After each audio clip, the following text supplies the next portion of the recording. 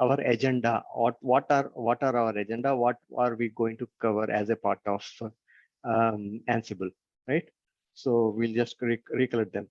So this is what the agenda of Ansible topic is like. We need to cover all of them to make sure that we are comfortable and confident about Ansible. So it's not about like we'll cover hands-on also, right? Each and every topic we'll actually cover hands-on and make sure that we understand each and every features of Ansible via practically. Okay, and probably we also will try to I will try to explain few steps which were actually working in old operating system. We actually are using CentOS or operating system, like it was, we were using 7 or 6, right? But now we are using CentOS 8. So few of the scripts are not working as expected. I will just give pointers how to make that working, how to what are the steps we need to do to make those scripts up. What are the steps we need to do to upgrade those scripts so that it works with the latest operating system also. Okay, so we last week we covered inventory management, right? So I hope all of you are actually confident about inventory management. To actually quickly recollect what inventory management is like, we can actually group all the machines to which Ansible is supposed to monitor or control the deployment of these machines. We can group all those machines in a particular location, in a particular file called hosts file. And those, the way we actually group them, or the way which we actually execute the Ansible commands on those particular groups is called inventory management. So last session we actually introduced inventory management.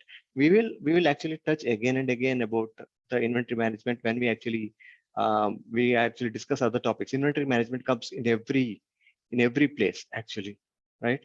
So when we actually discuss about ad hoc commands, when we execute playbooks, everywhere we will come across inventory management for sure.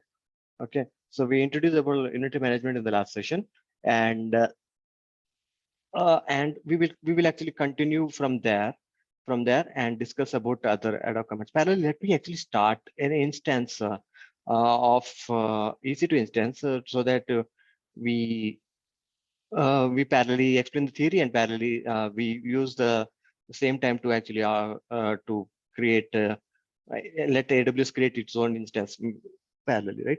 So let me create a Bastion instance. So you in industries, right? So generally Ansible is actually installed in one particular machine, and they name it as Bastion. It's a generally in industrial standards saying that from the external world, you actually get into the Bastion machine, which is the gateway for the external world, and from there you have depending upon your credentials, you have access to different internal machines. So we will use the same term so that we understand we are in sync with the industry itself, right? So I will just create a machine called Bastion for now. So this is the gateway to our internal VPC. Okay, I'm going to create that machine. I will use the same operating system, CentOS 8. From the beginning, I have been using CentOS 8 because we can actually understand this concept for CentOS 8, and we can actually replicate the same thing for other machines as well. Whether it is Ubuntu machines or other machines like Windows machines. So Ansible can be installed in any machine. Anil, Ansible sorry to interrupt. Yep. Are you sharing the screen or? Yeah, I will share the screen. Yep. Uh, okay, so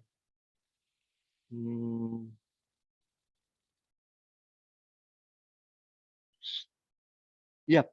So uh, I'm just going to create a Bastion instance. Bastion instance, I'm going to create CentOS 8 machine. This one, as usual, from the beginning, I have been using the same machine, CentOS machine. But so I'm just going to start this particular machine as usual. So the key value pair, I will use the same. I don't want to generate a old. I will use the same key value pair which I actually created in the old session.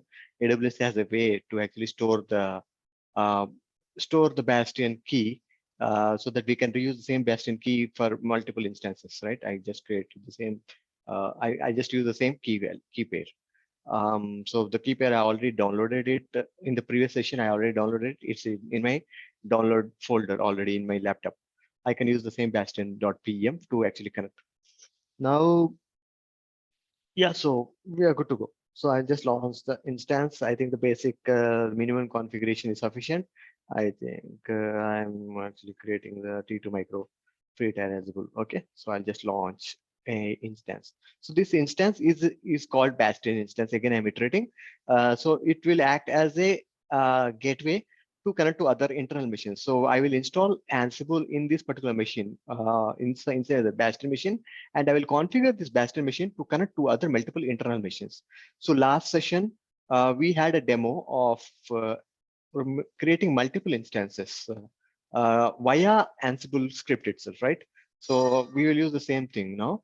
Um, so last, if you have, uh, so we have in our source code, we have something called EC2YML. I gave a demo of launching multiple instances via Ansible playbook. So this is an Ansible playbook. We can create any number of instances of our interest, right? So I will use the same playbook. Actually, I will spin off multiple instances in the EC2 using this particular playbook in my Bastion machine. So for that, first I have to install Ansible. Okay. Yep. So let this happen. Let the launch happen. I think launch is already happened. Let me see. Yeah. So this is happened. Um, let's go to that particular machine. Okay. Yeah. So this is already there. Now how I have to connect to this particular machine. To connect, I will get the command to connect is this one. Okay. So I'll just connect to the machine. I'll just show you. uh, what I did in the last week. So I will actually quickly do that because I already have discussed in the last session. I will quickly launch. I will actually quickly connect to the machine. Just so my bastion.pm is already there in the downloads folder, I suppose. So I just use that particular downloads downloads folder and connect. This should be sufficient, I think so. Yeah. Okay. So okay. So I logged in as root. It is complaining that you created a user called CentOS, and by default, um, when we create a CentOS machine, uh, EC2 actually creates a user called CentOS. Okay, so now I logged in into the newly created Bastion machine. I'm inside the Bastion machine now. Okay, so now nothing is there here.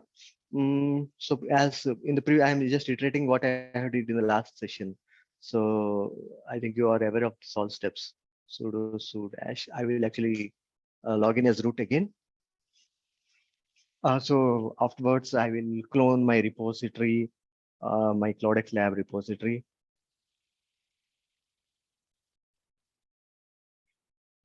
Okay.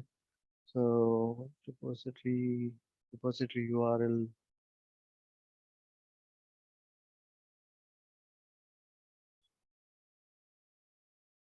Okay. So it's the same repository all you can actually find in the CloudX lab in our session recordings also.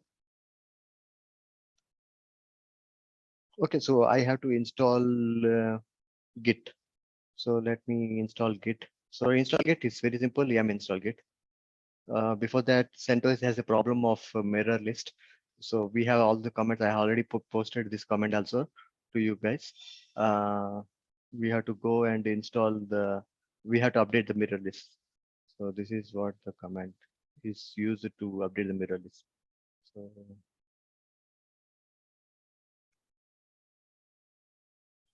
okay, done. So it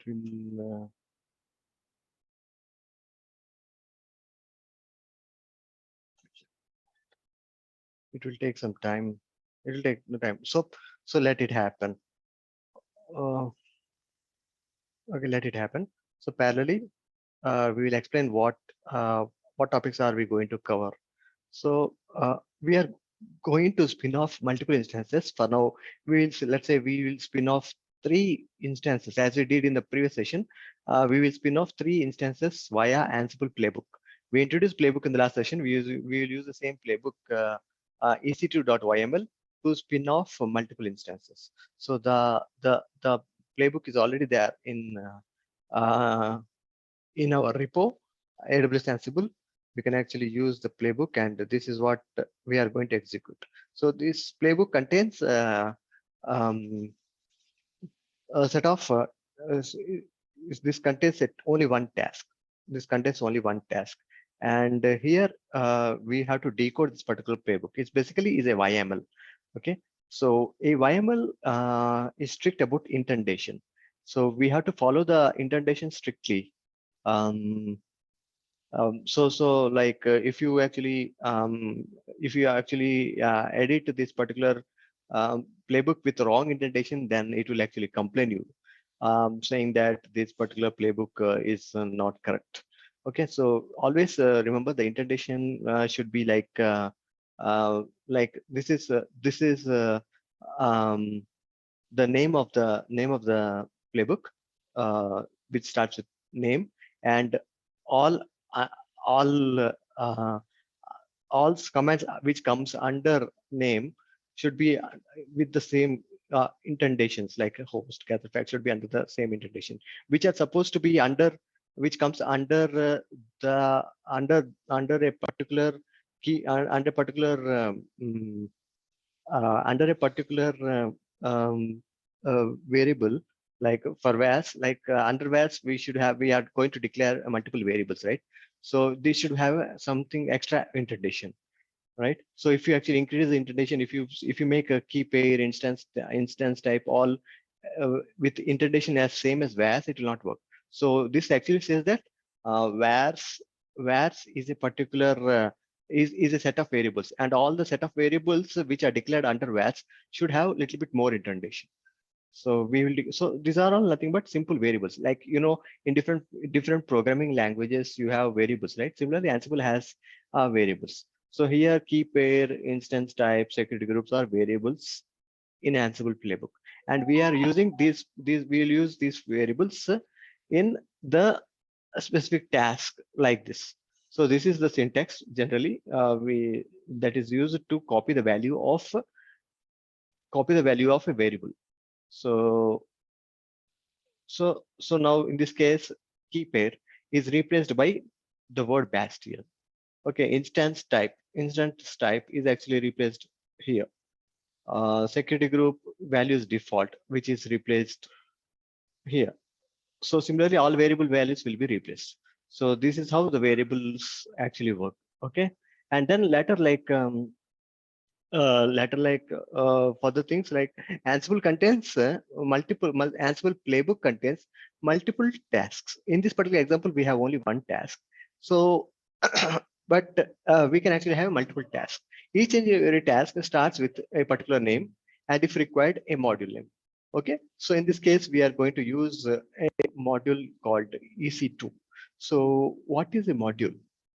Ansible module are nothing but a set of library functions, set of libraries which which mostly is written in Python itself, and which can be downloaded and used via on need basis. In this case, if we are going to work with EC2, right? So we are using a module called EC2, and we will download that particular module. Already Ansible has already that module in it. That module we get it when we actually install something called Boto3.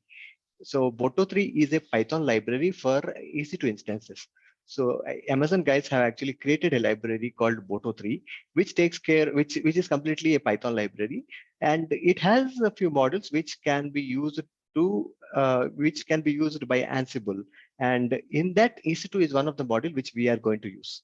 Okay. So EC2 is what the module is. So assume that, so it looks like a single line, right? But that is very powerful. Like EC2 is, this name is nothing but it's a big library. It's a big Python based library which is used to perform different actions on AWS services, different AWS services, right? So we'll just be careful about it, like not careful, like just keep it in your mind. Though it looks like a simple term, but we need to actually install. We need to install this particular model to um, connect to the EC2 instances, work on EC2 instances. That's what we are going to do. And in this case, this particular YML, EC2 what YML, this particular playbook is actually performing a task of launching instances. So that's what we are trying to do. Okay. So let me, I have a question here. Yep. Like in name, we are launching an instance of EC2. Similarly, we can use some other services as well, like S3 or DynamoDB. EC2 is an S3 service, right? Well, sorry, AWS service. That's all, right? Yeah, so EC2 is the AWS service. Similarly, we can use the S3 also. So for S3, there will be some other service. We have to just use that particular playbook module. We have to find out the module name correctly. I suppose the module name is S3 only. I have to recollect back, but the module name most probably it is S3 only. So when you say S3, then we are using all libraries which is related to S3. Yeah. Okay. Yeah. So when we actually install Boto 3, right, those model comes handy. Those all modules comes handy. Okay. So I'll just go ahead and install. I hope um, my installation happened successfully here. Yeah. So update has happened. Okay. I have to connect. I'll connect again. Now I am connecting back to my Bastion machine. I have upgraded my YAM with latest repo. Let it connect.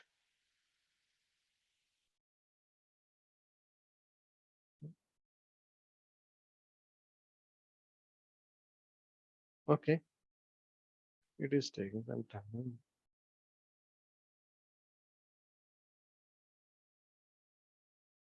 So is my EC2 instance up? Okay, let's see. Let's see. This is my EC2 instance, right?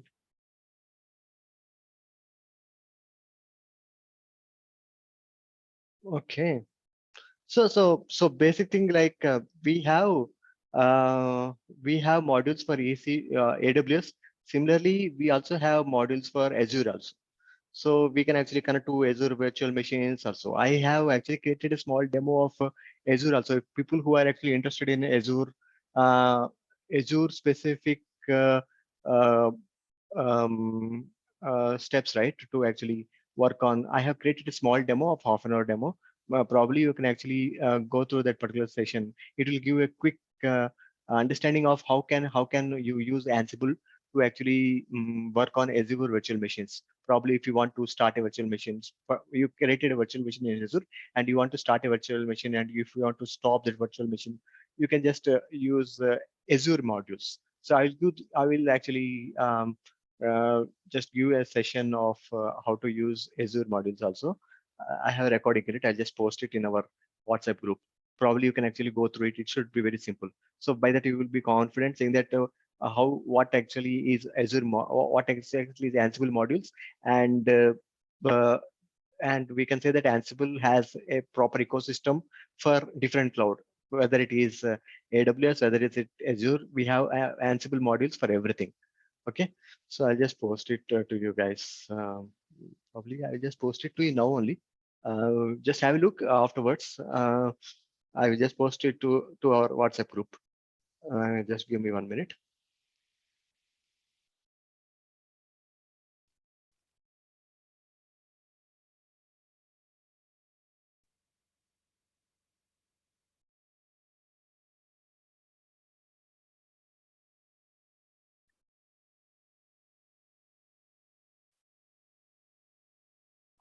Okay, so I have posted it in our WhatsApp group. This is actually using Ansible modules related to Azure. The steps that we actually follow to start simply, how can we actually simply start and stop a particular VM, which is VM which is actually created in Azure. We can actually go through it and understand what are the steps, basic steps we need to do, we need to follow to control our Azure machines. Okay, cool. Now let's come to our EC2 instance. So are we able to connect? Let's see. SSH connect timed out. Okay, let's try again. Is it the same connect command? So 201, this is rooted, right? EC2 201, right? Okay, so it is wrong actually. This is not the command. I think I am doing something else. Actually. Okay, so I am already in the root and it is already upgraded. So this was the wrong machine. Let me close it. Covered confuser. Let me terminate it and then close it. Now I am already inside the Bastion machine. So 201, right? So I'm already in the Bastion machine. Now I'll try to install. I have upgraded my yum. I'll install Git. In order to clone my Git, I have to install Git. I'm already as a root user. Now I'll install Git via yum. It's install Git. For silent install, we use -y. Just install Git. Okay, so it's the same problem. I have to update the mirror list again. I have to find a permanent solution for it. It's happening only for CentOS 8 machine. Then, so like you should be able to install Git. Once you install Git, I'll clone my Git repo. My Git repo is already there here.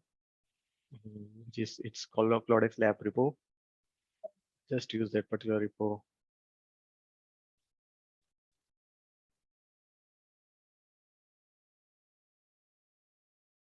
Okay, now it's done. Yeah, so it is done. Now I'll do git clone on my repo. I'll use my credentials.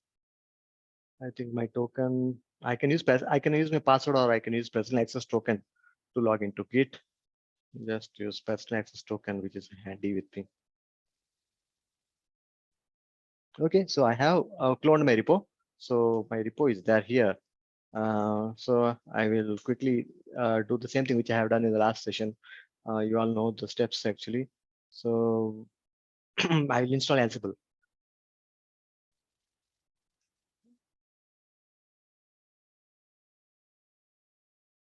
Okay, so these are the steps to install Ansible. So is it perfect? It's root Ansible. Okay, so I can just quickly copy this. So let all the installation happen. I have to configure AWS also. So AWS configure so that I should actually install AWS CLI. So the steps to in AWS CLI to install AWS CLI on my CentOS machine, which is basically Linux, right? So I have the steps here. So in AWS website, we can actually install AWS CLI by following these steps. So you just need to curl, and then okay, unzip. I have to install unzip also. Unzip by default doesn't come in CentOS. So let me first install unzip.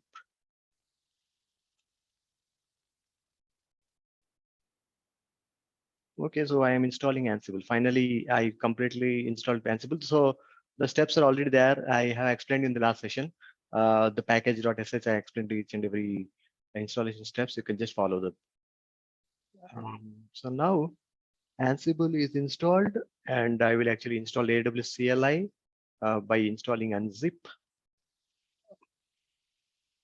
Let that happen.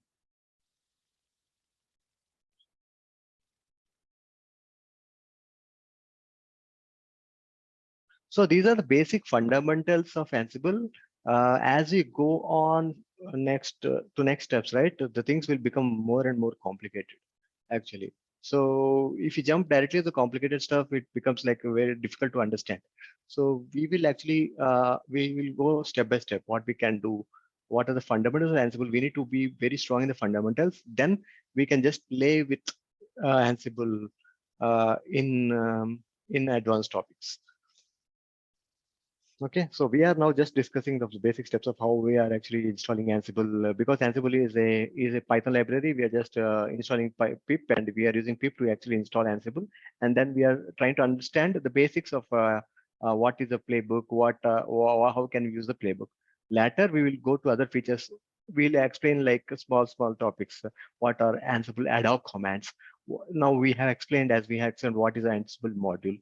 Similarly, we'll explain we have explained what is Ansible inventory management. So later we'll explain what is the Ansible ad hoc commands. Then we will explain what are the different Ansible playbooks that we can actually run, that so that we get comfortable with. Afterwards, then we'll move to something called Ansible,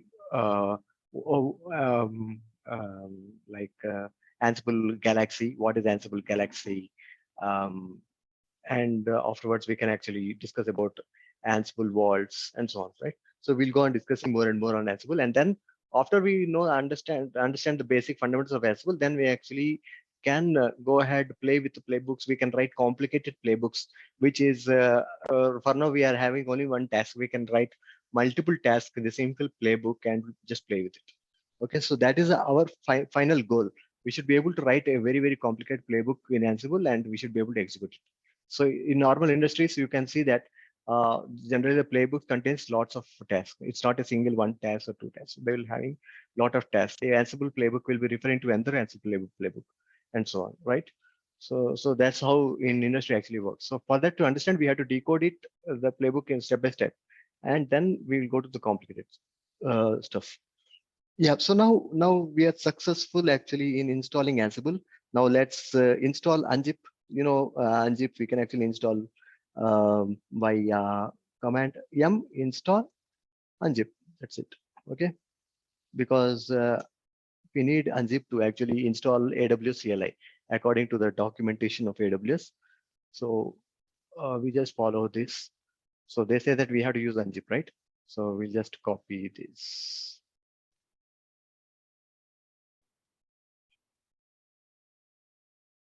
So now I am installing AWS CLI. I have installed AWS CLI. Then finally, I am going to install. Yeah, so I don't need sudo because I am already in root. So I just installed AWS CLI. Now I can just verify. AWS. I will configure my AWS with my credentials. So I will just type AWS configure.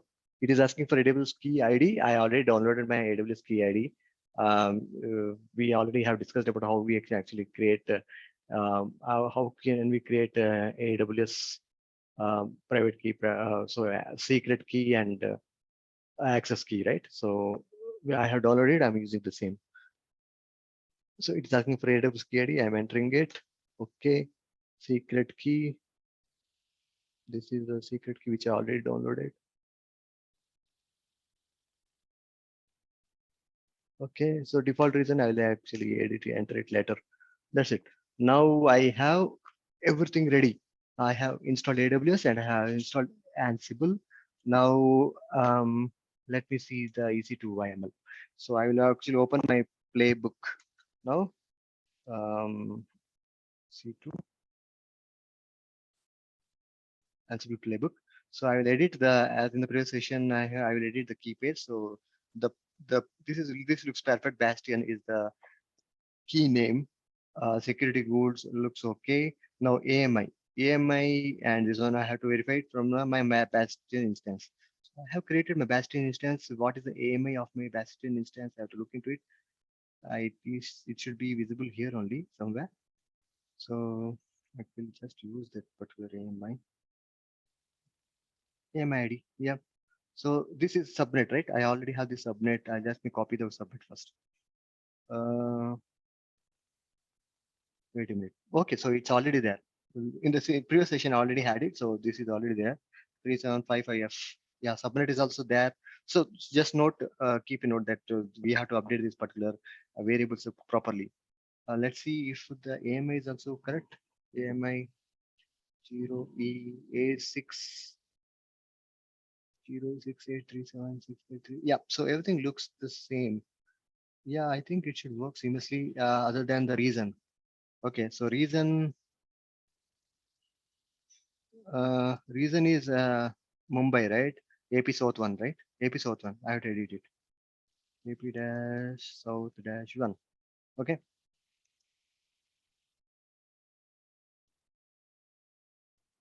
Okay. So, okay. Another thing, I just wanted to not have only single instance. I will create 3 instances for our demo purpose. So Ansible can be used to actually deploy hundreds of instances, right? We can actually deploy a software in hundreds of instances. So I want to give a demo on at least 3 instances. So let me do that. Um,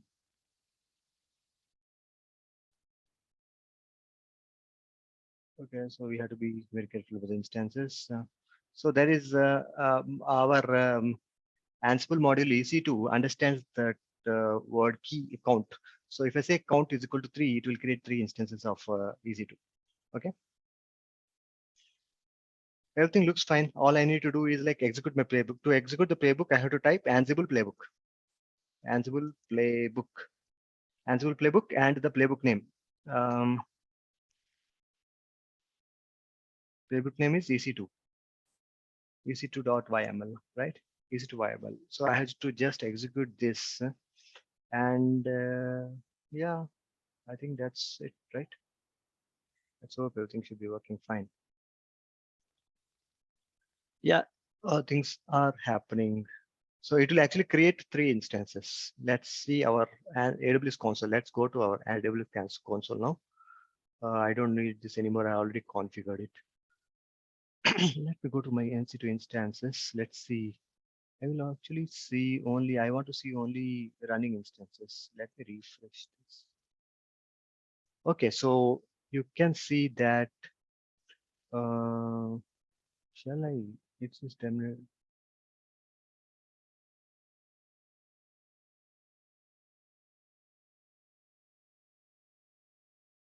So is there a way? Yeah, so I will just click on running instances. So you can see that already our Ansible playbook is working fine and it has pinned 3 EC2 instances. So these are the 3 instances it has actually created. Okay, so it has created 3 instances as a part of playbook. So it's as simple as that. We can actually automate it to create as many instances as possible. All 3 instances would be there in the same VPC, right? Yeah, so we have given the subnet group, right? Subnet Yes. group. So basically, because of that, it is actually in the same VPC network. And also, Yeah. is there any limit on the number of EC2 instances can be there in Yeah, any? Yeah. yeah. So there is a limit actually. So there is a limit. Probably we have in our account we have that limit specified in our session. Also, Ashok actually tried to create like 600 VPC instances, and it actually failed. It says that you have crossed the threshold limit. So in our EC2 configuration somewhere we will be having. I think this is the limit. I'm not sure. We definitely have a limit, like how many maximum launch config. I think this is what maximum is 200. That That's means what we can launch 200 instances at a time. I think so. Wow. I'm not sure. I have never tried it. We can try it out. But if I try it out, I think my credit card will be charged so much. I don't want to take that risk. Yeah, I So understand, but the thing is actually I came across the situation in I think 6 months back, but we were having I think 5 or 6 machines EC2 instances, and then it threw okay. error like you cannot have more than 6 or 7 machines. So Okay. it's too. Okay, if it is 5 or 6, we can actually try now itself to see, try with the 10 at least, and immediately we can delete some instances if required. Yeah. So we can try that. So Mhm. let's check that. I'll just edit my YML, and for now I'll say instead of 3, I'll say 10. Let's see. Yes. So I'm again executing my EC2 YML, and already 3 are created. Now let's see how many it will create. Running instances are 4. So it is launching. It is not throwing an error. Yeah, maybe once it hit the threshold, it will throw error. Yep. So looks like it is more than 10. Let's confirm it. Mhm. It's more than 10 for sure. Uh, yeah, it looks like it worked properly. Yeah, it created 10 instances also. Okay, cool. So our limit looks like this is the limit configuration we can 200. actually have. Yeah. Okay. So maybe for any particular account, it can be set, right? For that particular account which I was working on, limit was 6, maybe. Yeah, yeah, yeah. So previously, I remember I got some credits from EC2. Then I think because of that, my limit is set to 200. If you have a free account, maybe the limit is a little bit more, little bit less. Okay. Thank you. Okay, so we have 14. Let's remove few instances. We will actually work on 3 instances for now to save time. Um, let's say we have only 3 instances. 1, 2, 3. Okay. Now I will actually terminate all these instances. Just terminate it.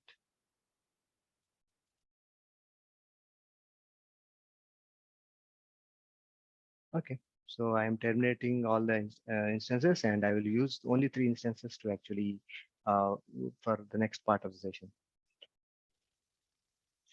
Okay. Okay, so now I have 3 instances in Bastion. We have successfully created 3 instances using Ansible Playbook. And what is the next step? So let's actually go to the next topic for our purpose. So in Playbook, right, we have a few checks that we can do actually. Right, for now, like we have something called syntax check. I think it's there in slide. Also, we can actually go through the slides.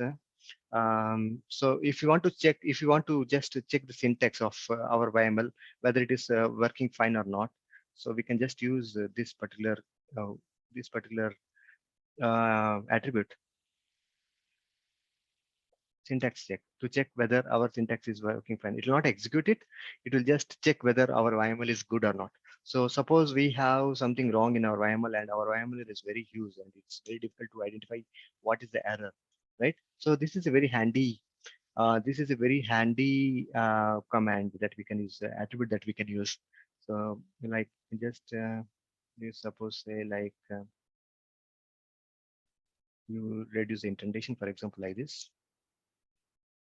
save it. Now let me execute the syntax check.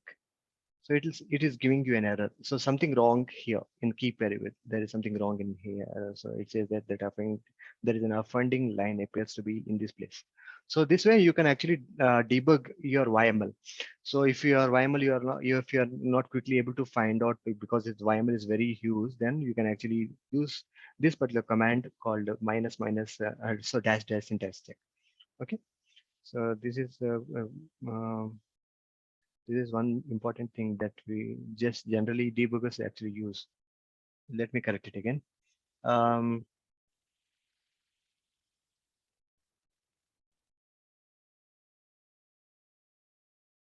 okay. Yep. So let's move to the next topic. There are other commands also. Whether we need to test our host, if you want to test all the list all the host, if you want to see our inventory file, which inventory file we are using, and so on, right? So there are other comments also, which is already there in our slides. So we can actually go through our slides and see all the handy comments that we can actually use. Somewhere here we'll come across that actually. So we have covered all these topics for now. Yeah.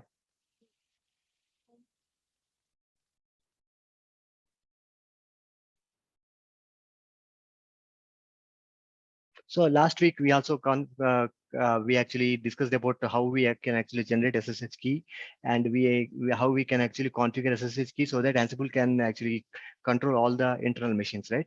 So we will actually do the same thing again. So we'll quickly do the same steps now. So we'll actually use SSH keygen. SSH keygen, right? We are in the root. Okay. SSH keygen. We'll use SSH keygen, and the attribute is minus p rsa minus p 4096. to generate the key gen. Now we have public key, private key created.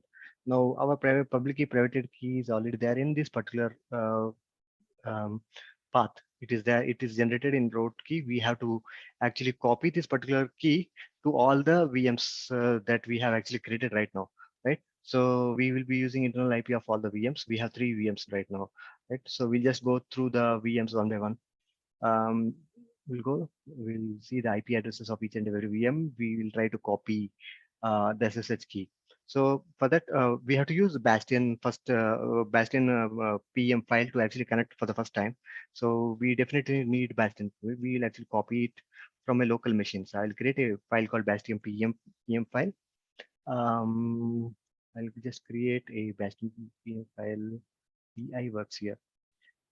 Bastion.pem file. I have this particular PM file in my local laptop. So yeah, so I can actually just copy it using and the terminal. I'll just go to my and the terminal. It's there in my downloads folder. I'll go to downloads folder. I will open my PM file, which is there in the downloads folder. Downloads folder, and the name is bastion.pem. Okay, so I'll open it. I'll just copy this particular file.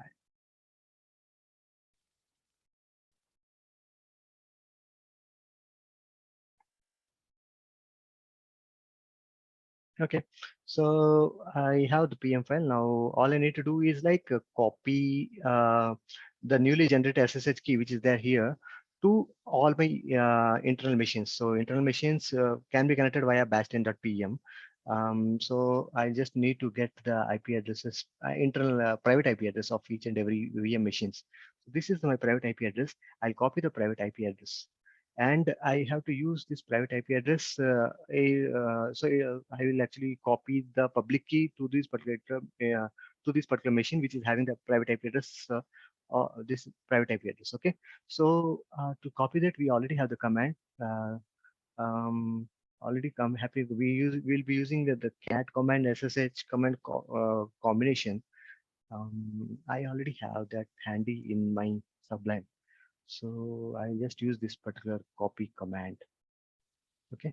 So before that, I have to change the bastion.pem mode. So generally we have to, otherwise it will not work. We have to make it 400. We have to make the permissions to 400 for bastion.pem, and then we will actually copy our public key. So the way we do is like this. Okay. So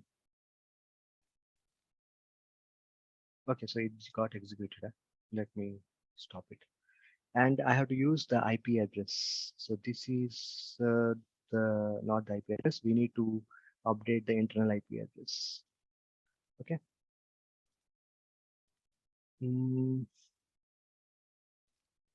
So easy to instance. This is the private IP address. We are going to connect it via private IP address.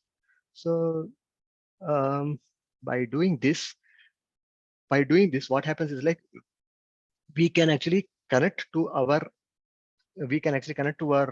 other machines which are launched without any PM file, because we are actually copying our public key into this particular machine. Next time when we connect, we can actually connect without any PM file. It will be automatically authorized, because the public key is already there inside the authorized keys. Okay, so once we do this, so let's confirm that. So I will not use any private key, public key, or any PM file. I'll just connect to that particular machine like this SSH and the machine name. I should be able to connect. So I am actually logged in successfully inside the machine without giving any PM file. So that's so I have configured this particular machine for Ansible to be able to execute and log into that particular machine seamlessly. Okay. So similarly, I will do the same steps for other machines also. So the same command I will actually use to actually connect to other machines. So this is one machine. Second machine is, this is the second machine. Let me get the private IP of this particular machine. Okay.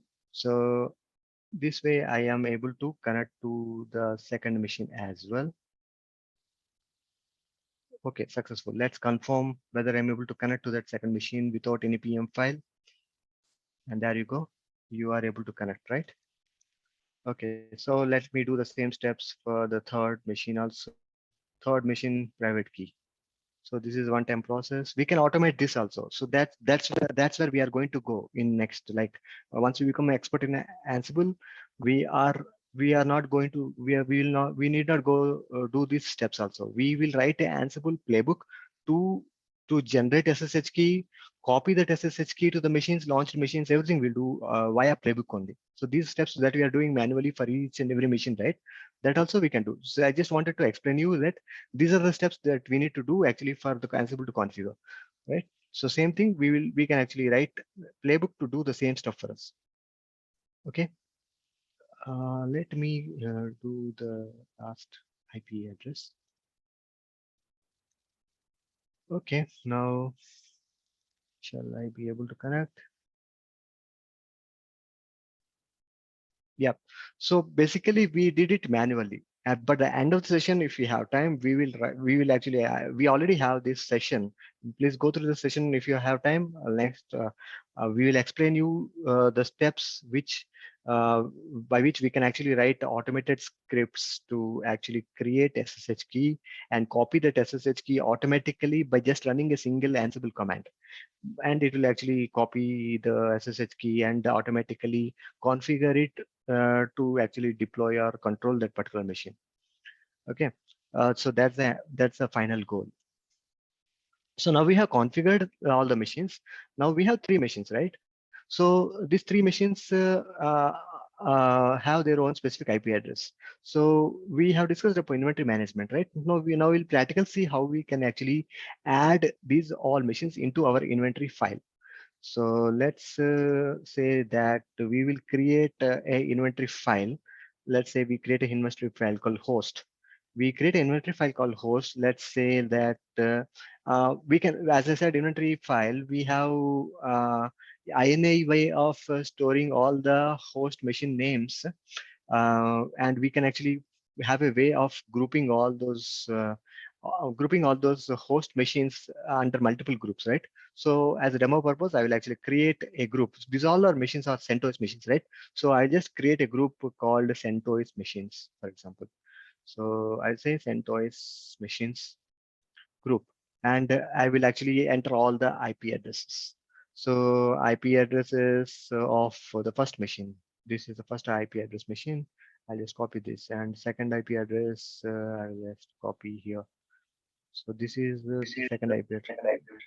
Anil, Yep. I have one question. Yep. So here we are creating multiple machines Mm-hmm. instance. So each and every machine is having different configurations, or is the same configurations in all the machines? Each and every machine are having same configuration. Same Basically, we are, yes. So we have used, we can actually write different tasks to create different configurations, but we have used only same task, right? So if you want different configurations, if you want to install different operating systems in different machines, also we can do that. So it all depends upon what is the YML, what is the task that you have defined here in the EC2.yml. So this is the YML Okay, that we have. so if Yeah. one machine is getting crash, so Mm. other machines also will get crash, or other machines will be No, no, no, exist. no, they will not crash actually. So they are Okay. completely independent machines. So suppose you are creating, imagine that you are creating three different machines in different places, which are independent of each other. Or in simple Mhm. terms, you can say that you are having three laptops, completely independent. Okay. Okay. So you And are as having. I have, sorry to interrupt. I have one scenario, Nick. So we have customer A, customer B, customer C. Let's say. So customer A is having one PC. Okay. Mhm, So mhm. customer B is having another PC. Customer C is having another PC. So these three are independent. But in this three, we are going to configure, let's say, one application, .NET application. So for that, what and all is required, like IAS enabling and IAS configuring, deploying the application there. So like that, we have in customer A application, I mean customer A mission. So like that, can we have in all the missions same configuration, whatever we are doing by Yeah, so using this Ansible or container or Docker? yes. So what happens is like if the customer has three machines, right? Mhm. So if you want to control all the three machines, right? First of all, you should be able to connect to all these three machines, right? Right. You should be Okay, able yeah. to you should be able to connect to all three machines. Ansible uses the power of SSH as a core, as its core.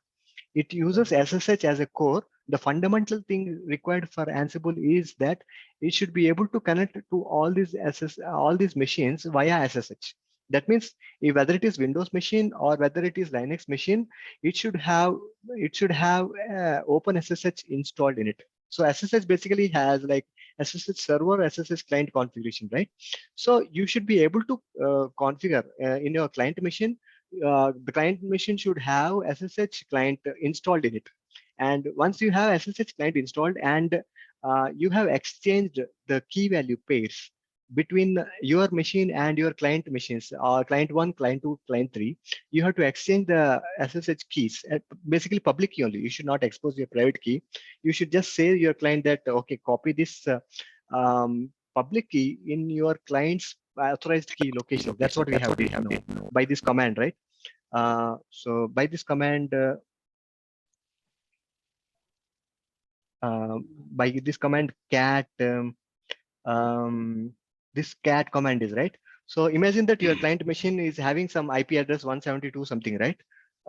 Whether Okay. he is outside the network, whether he's inside the network, you should be able to connect to that particular machine, right? So your client should be having some IP address to which you should be able to connect, right? So once you copy your public, you create a private key public key combination inside your laptop, and then you generate this public key private key and then copy your public key into your client machine. Into your client machine, you just copy your public key into your client machine, client one, client two, client three, all these clients, you actually can copy your public key. Once you have copied this public key and add it into their machine's authorized key list. Once you Okay. have that, So the once public key should be the same to all the client machines, so not, that not all the, necessary, not necessary, not no, I necessary. should have the configurations of all the machines same.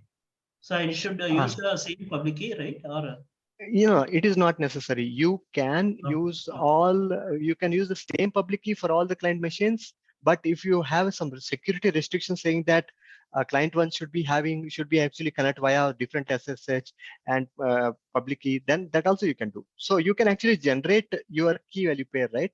Like SSH Okay. keygen, I have did it right here somewhere in the top. So you remember this one, right? SSH keygen. So Yeah. by default, it is creating a public key, private key in this location, root SSH ID RSA. Suppose like for client one, you will create a public key, private key location in this particular location, root SSH ID RSA. And next time for the client two, again, you will generate SSH keygen p minus RSA, minus T RSA, minus B4096. Again, you will generate. And for the client two, probably you will create a separate folder saying that SSH client two. Mhm. Create a separate public key private key pair for client 2 in your local laptop. You will create a separate folder for him saying that client 2 IDRSA. Okay. And similarly Okay. for client 3, you can create a separate public key private key pair, client 3 in a separate folder called client 3 RSA. And once you have that, you will be having three pairs: public key IDRSA1, IDRSA2, or IDRSA3, for example. Okay. Now Okay. you can use IDRSA1.pub for client 1. Okay, so while copying this particular public key, you can say that you have three pairs, right? So IDRSA1.pub you can copy into the client with IP address 221. Okay, now for client 2, you can have IDRSA2pub. IDRSA2pub you can use it and copy it into uh, into client 2 IP address, which is 141. So similarly, you can use multiple pairs. And when you actually connect, you have the public key. Though there are different public key, you can actually connect using different key pairs to different machines. Okay, so before doing this, I need to install the Ansible, correct? No, they are different things. Ansible uses SSH key, but Ansible is not perfectly tied up with SSH. SSH is a completely different software, which is Okay. OpenSSH, which by default comes with other OSs, all OSs like Mac OS by default. Whenever you have Mac machine, whenever you have Ubuntu machine, I think SSH, OpenSSH already comes by default. In Windows, I think we need to install specifically the SSH server, SSH software, Okay. SSH Here, client we in need to. this scenario, whether any Docker or a, container will play the role here, whatever I said, the scenario. No, no. Docker containers will not play any role here. So Docker. So let me explain step by step. Because Okay. when I'm Mm. installing Docker in one system, so the Mhm. same Docker, I can able to log in from the another system. Is that possible? I mean, Yeah, because in yeah. the It same is possible. Docker, I have deployed my application, okay, inside Yes. the Docker. Mhm. So I can access in the second machine the same thing. Like that Okay. is there possibilities Yeah, is yeah. there? So we can connect. We can connect to different Docker machine. Imagine Docker is nothing but a. We can look it as Docker is a different machine with a specific IP address. Once you should be able to. You should be able to get the particular Docker machine name, and to connect to that particular Docker machine, all you need to do is like connect inside the particular Docker machine, right? If it is inside within your laptop itself, then probably you can just use the command like docker exec minus it command to actually just get inside the Docker machine. But if your Docker is already installed in your machine and is exposed to the world, other world, imagine Docker is nothing but a separate machine. Once you actually install Docker, once you create a Docker container, you can actually imagine that this container is itself is a different entity, whether it is exposed within your laptop or it can be exposed to the entire world, right? So if you assign a public IP address to your Docker machine, it is as equal as you can access this particular Docker machine from any other laptop also.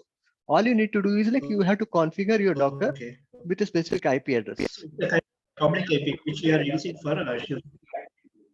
Pardon? Yeah. So it's a kind of a public IP.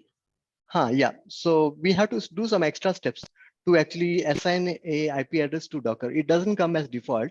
So when you actually create a container, by default, it is running only within your machine only, within your laptop machine, and it can be accessed within your laptop only. But if you want to expose it to the other world, you have to expose some specific ports, For example, like to connect to the Docker via SSH, you have to install SSH software inside the Docker if it is like Windows machine. But if you see Docker is a normal Ubuntu machine, by default SSH will also might be there. You just have to SSH, you have to expose the port 22 port. Once you expose this port 22, then if you have to configure to actually have a specific public IP address, once it is there, right, it is as equivalent as running independent machine which can be accessed from the external world. Okay. All you need to do is like you need to understand, Okay. right? uh, so you need to understand one thing, right? So SSH is a software that is used to log into a remote machine. SSH is a software that is used to log into a remote machine. Whether the machine can be anything. The machine can be a separate physical entity, physical machine like laptop, or the machine can be a virtual machine, or the machine can be a Docker machine also. So SSH is a simple software that is used to connect. And how we connect is like a simple command like SSH minus I. So this command you can see right now like this. So this command that we can use to connect to any machine. So all we need to do is like the machine name, the machine username, and the machine IP address here. And if the machine has a public domain also, you can just use that particular public domain also. So this command will actually connect to any machine which exposes it via SSH client. So you just have to use this particular command. So SSH is a separate software. Okay. It is a separate software that can be connected to any machine. And Ansible uses the power of SSH internally to connect to any machine. Ansible is a software. It knows that I want to deploy a particular software in any machine, but I need help of SSH to connect to that machine. Understand? Yes, sir. Yeah. So what So Ansible to, says, that, okay, I can deploy in any machine, any part of the world. I can connect, I can deploy, I have all the functionalities, all the features that are required to uh, deploy software. I want to deploy IaaS in a particular Windows machine. I have all the power to do that. All I need is I need SSH utility function that helps me to connect to that particular machine. Once I have that SSH utility helping me to connect to that particular machine, once I'm able to connect to any machine, I can use that particular connectivity tool SSH to deploy anything of my interest. So that is how Ansible works. So all you need to do is you have to configure your remote machines with SSH, and you should be able to connect to that particular machine. And Ansible will be, once it has that connection configuration done, it can actually deploy anything in that particular So- remote machine. Yep. so I'm trying to put all this together. Yep. The Ansible uses the SSH features. So in your Yes. YAML Ansible playbook, you're going to have to name the hosts, and then the Mm. playbook name the applications in the Docker container, fire up the Docker container in your Ansible playbook, and inside the Docker container, fire the application. So the playbook itself will live in the Bastion server. Is that correct? Is how I'm seeing all this? I'm just trying to Yes. put all Yes. this together. Is that Yes. correct? Yes. Okay. All Yep. right. Thank you. That's all. Thank you. Okay. Okay. Yep. So I hope it was a good discussion. So I hope we are clear, right? So just keep in mind, like for Ansible uses SSH as a powerful tool internally. It takes help of SSH to actually perform all the functionalities. Ansible, what does Ansible do? It performs deployment, monitoring, controlling of any remote machine. It performs orchestration, which is basically all the things that we do in a production machines, right? So it does all the orchestration tool. All it asks for is that perform a initial configuration for me to remotely connect to that particular machines of interest via SSH. So that's what we are doing. So the question I have, in the playbook, the machines have to be, their IP addresses have to be uh, labeled in the playbook, and it's assuming Ansible assumes that it's using the SSH power to be able to pass on the playbook or the instruction set via SSH to the remote servers. Is that right? Through the Bastion That's true. server. That's correct. Yeah, All right. Thank you. That's all. that's true. Thank you. Thank you. Yeah. So if you see, right, let's say, for example, let me connect. So that's where the inventory management comes to picture. So what machines we need to connect. So um, uh, what machines like this software needs to be installed in only few machines. It should not be installed in other machines. So those logic will be there, right? So for that purpose, though Ansible has configurations to connect to all machines, we can actually group them into logical entities. And the way we do is via inventory management. Inventory management, we actually store all the machines in grouped fashion. So a simple example of how we do is I have explained, I have shown you is like this.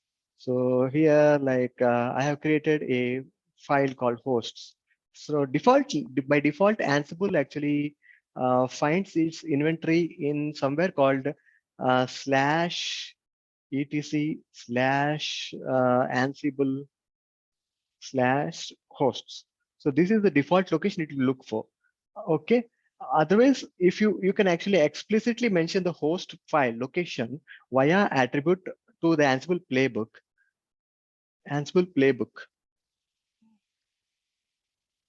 command via -i attribute. You can actually mention the inventory file name explicitly, saying that so this is the host file name, and the group name is what I'm interested is only CentOS specific machines. So this is what I can actually say. -i host, that means the host file name is host, and in that file, the group I want to use is CentOS. This is what I can actually explicitly say to the playbook. Or I can mention the host file name, host group name to inside the YML itself. Like in the YML, for example, let's say EC2 instance. I will explain you one by one afterwards. Here you have this particular attribute host, right? So it says that I want to use a group called localhost, as I already explained. So it will look for a group called localhost in the inventory file that I have already mentioned. Suppose suppose I have like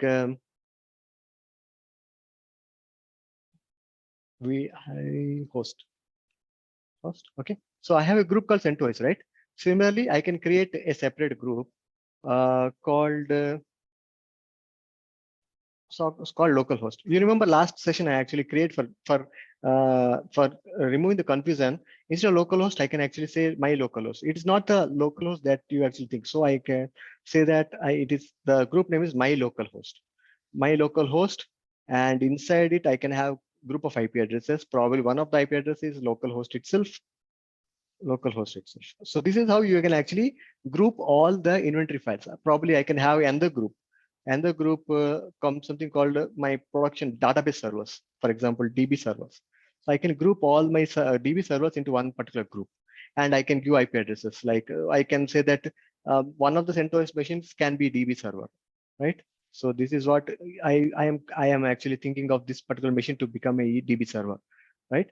So similarly, I can actually logically group all my host machines into different groups. So this is a typical example of three groups. One group is a CentOS group, which has two machines, and my local host is one group which has only one machine, and DB servers is one particular group which has only one machine, right? So this is the typical example. We can go deeper. We can say that there are different other keywords that we can actually use. There is one particular keyword that is relevant right now. So we can say that we want to connect to this particular machine 172.31.37.40 141, and I want to log in into that machine as this user. Ansible user is equal to CentOS. I can explicitly say that when I log in, I want to log in into the machine as a CentOS user. So this configuration I can say, okay. And also I can say the connection type also. This is not my local machine. I want to connect it via SSH. So I can say that, okay, so I am using SSH tool to connect it. So that's what is the attribute name. Ansible connection is equal to SSH. So this is what I can actually explicitly say. Okay. So, but if it is a local host, I don't want to connect it via SSH. So that's what I will say. I will say that Ansible connection is equal to not SSH, but it is just local machine. I can say that I will not use SSH tool to connect to that machine. It is just residing inside my machine where Ansible is running. So Ansible connection is equal to local should be sufficient. Okay. So similar, this is a typical example of a host machine. Okay. So we can just go ahead and add another IP address for now. So 141, 152, we added it, right? So let's continue with the next part. Next part here. Third machine. So let's go ahead and actually add the IP address, private IP address of the third machine. The third machine is IP address. Where is it? Okay, private IP address. Okay, so I have configured saying that I have created a group which is having three IP addresses. Okay, so I'm just saving it. So I have created an inventory file called host. So this is how I have typically mentioned it. And I want to, so if I want to execute any command on a particular group, I can just execute that particular command. For now I'm going to introduce a particular Ansible ad hoc command called ping. I will execute that particular command. So in order to, now you have seen still now you have seen a command called Ansible playbook, right? Ansible playbook. Instead of Ansible playbook, we have something called Ansible command called Ansible, which actually takes only one particular simple command as the input. So I can say I will say the command name, which is basically module with attribute -m. Okay. And I will say the module name is ping. I think this is the syntax, and module name ping. And I will say that I am going to use the inventory file host, which I have just created, and I have to execute it on only group called CentOS. And I think that should be sufficient, right? So let me execute it. Like I think the syntax is correct. Okay. Oh, okay. So I have to actually get into my environment. I have created a virtual environment, right? I have to get inside my virtual environment. The virtual environment is the best way to actually work with any kind of Python script so that your machine is not getting corrupted. So whenever you do play with any private Python scripts, right, it's always better to create a virtual environment. I have created a virtual environment called Ansible. So I will activate my virtual environment, Ansible bin activate. Okay. So now I am inside my virtual environment Ansible. So once I am inside my virtual environment, then only my Ansible commands will be visible. So I was actually outside my virtual environment where I haven't installed Ansible. I have installed Ansible inside the virtual environment. So only Ansible will be visible once I am inside the virtual environment. So I will execute the same command here. So here now I think Ansible command should be visible, right? So I just need to have. Okay, so something wrong. 152. Okay, so I have to say that as I have to connect as user CentOS. I think that is a problem.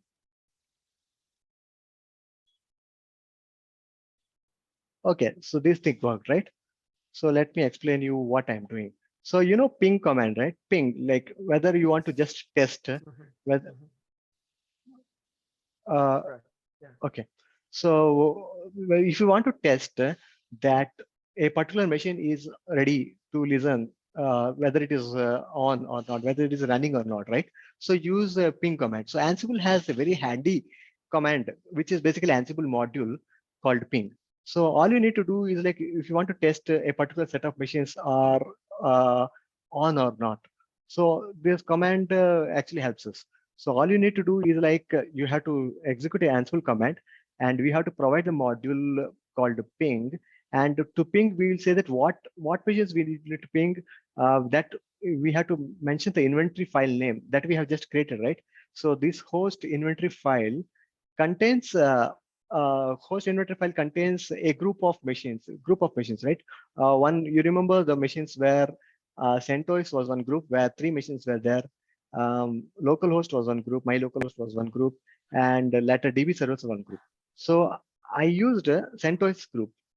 I just said that I want to ping all machines which are under group CentOS, and I'm using all these machines are having a username as CentOS, right? So I just executed this particular command, and it pinged all the machines 141, 188, and 152, and it successfully replied with ping pong. Okay, so this way you actually confirm that all the three machines are in running state. Why you got an error here? You got error in two machines, but you got successful in one particular machine. That's because we already mentioned that particular username inside the host file. So if you remember, if I open, remember this particular IP address 141. Okay, 141. So let me open the host machine. In this host machine, this machine 141 was successful because I already said that 141, when I try to connect, I will connect it as a user called CentOS. So I am using the CentOS user credentials. So that machine already has a user called CentOS. So it is actually able to respond with the Pong. Okay. 152, 188, I haven't explicitly mentioned that what is the username I have to explicitly connect. So it will defaultly try to connect with default user, which is here, which is like root, right? Root. It will try to connect by root, which will not work for sure.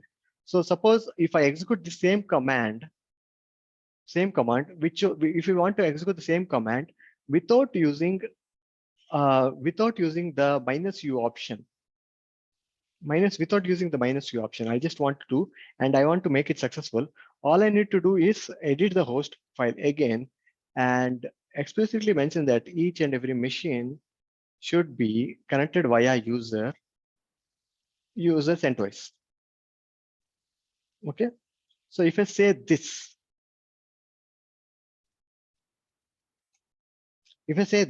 and if I execute now, Ansible ping minus this one, if I execute the same thing again, now these two which were failed before, now it will be successful.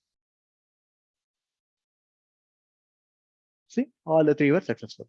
Suppose I can actually mention, I mentioned that I want to execute on only CentOS user. Instead of CentOS user, I think there is a keyword called all. All basically it will actually execute on all machines inside the host inventory. Okay, and I will say the username as CentOS.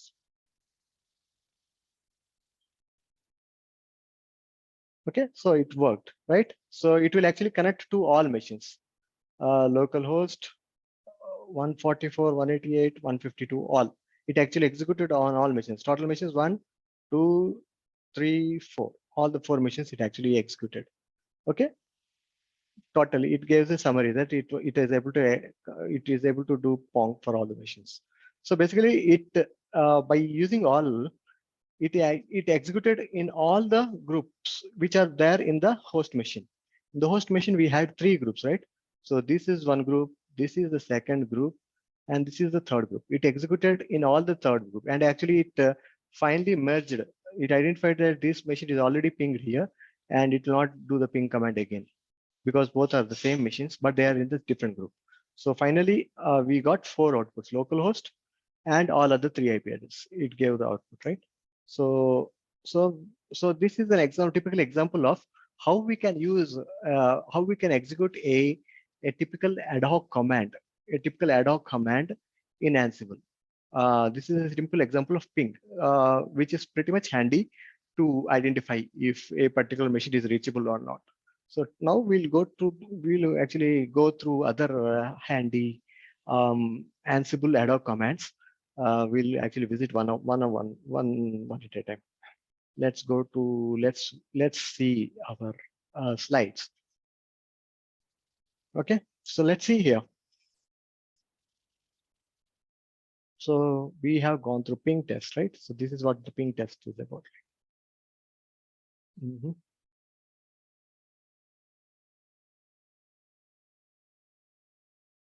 So we have also gone through how to group, how are we actually grouping hosts together. Another point to actually mention here. So host can be actually of 2 formats. We have used this format. We can actually store hosts in format of YML also. So this is another format that we can use, YML format. So we have one format of INA format and YML format. So we have used an example of INA format. The same, though the logic is same, depends upon your interest. You can actually write a host configuration inventory file using a YML syntax. So this is what the YML syntax looks like. I personally prefer host. Most of the time actually use host only, I suppose. So because it is very simple to look at, I generally use the INA format to actually store the inventory information. Okay. Yeah. Yeah, so we have gone through. So there are other attributes in the host also. So if you want to say that one particular host, we can actually use host port number, also host port number, if you want to connect to that particular machine via port number. Yeah. So there are many other attributes, and also we can actually mention in the host file. Okay, so let's move to ad hoc commands. Ad hoc commands. So this is the typical pattern of a typical ad hoc command. Okay, so like Ansible playbook, Ansible is the command. Okay, so Ansible official website actually gives a list of all commands supported via Ansible. So there is some other commands like Ansible playbook, Ansible. There is something called Ansible doc list. there are a few other comments. You can actually go to the Ansible website and see what are all the list of. So actually there are only 5 to 6 comments in Ansible core fundamental list of comments. Okay, so this is the typical pattern of Ansible ad hoc command.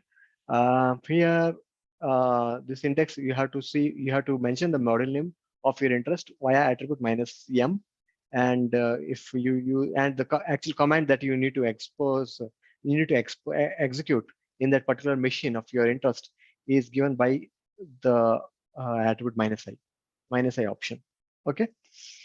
Okay, so we'll go through one each and every other commands of which we can actually execute via Ansible. So this is another example, right? So this command is handy. Like if you want, yum is a package manager, right? You can actually install any software in your remote machine by using this particular command. So Ansible minus yum shell. So shell is the module name, and you want to install in this example, you want to install Git, right? So to install the Git, you just need to give that command inside the minus I. Let's see how it happens. Okay, so let me copy this file, this command. All right, let me type it. Okay, let me copy this. Actually, it is 2 lines, right? Okay, let me copy one. Okay, it got disconnected. Let me connect it. Let me connect to it again.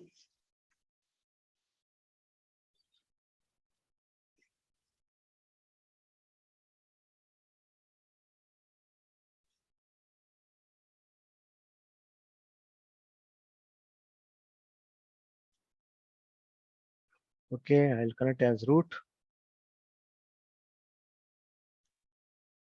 Okay, I connected as root. Now I have to activate.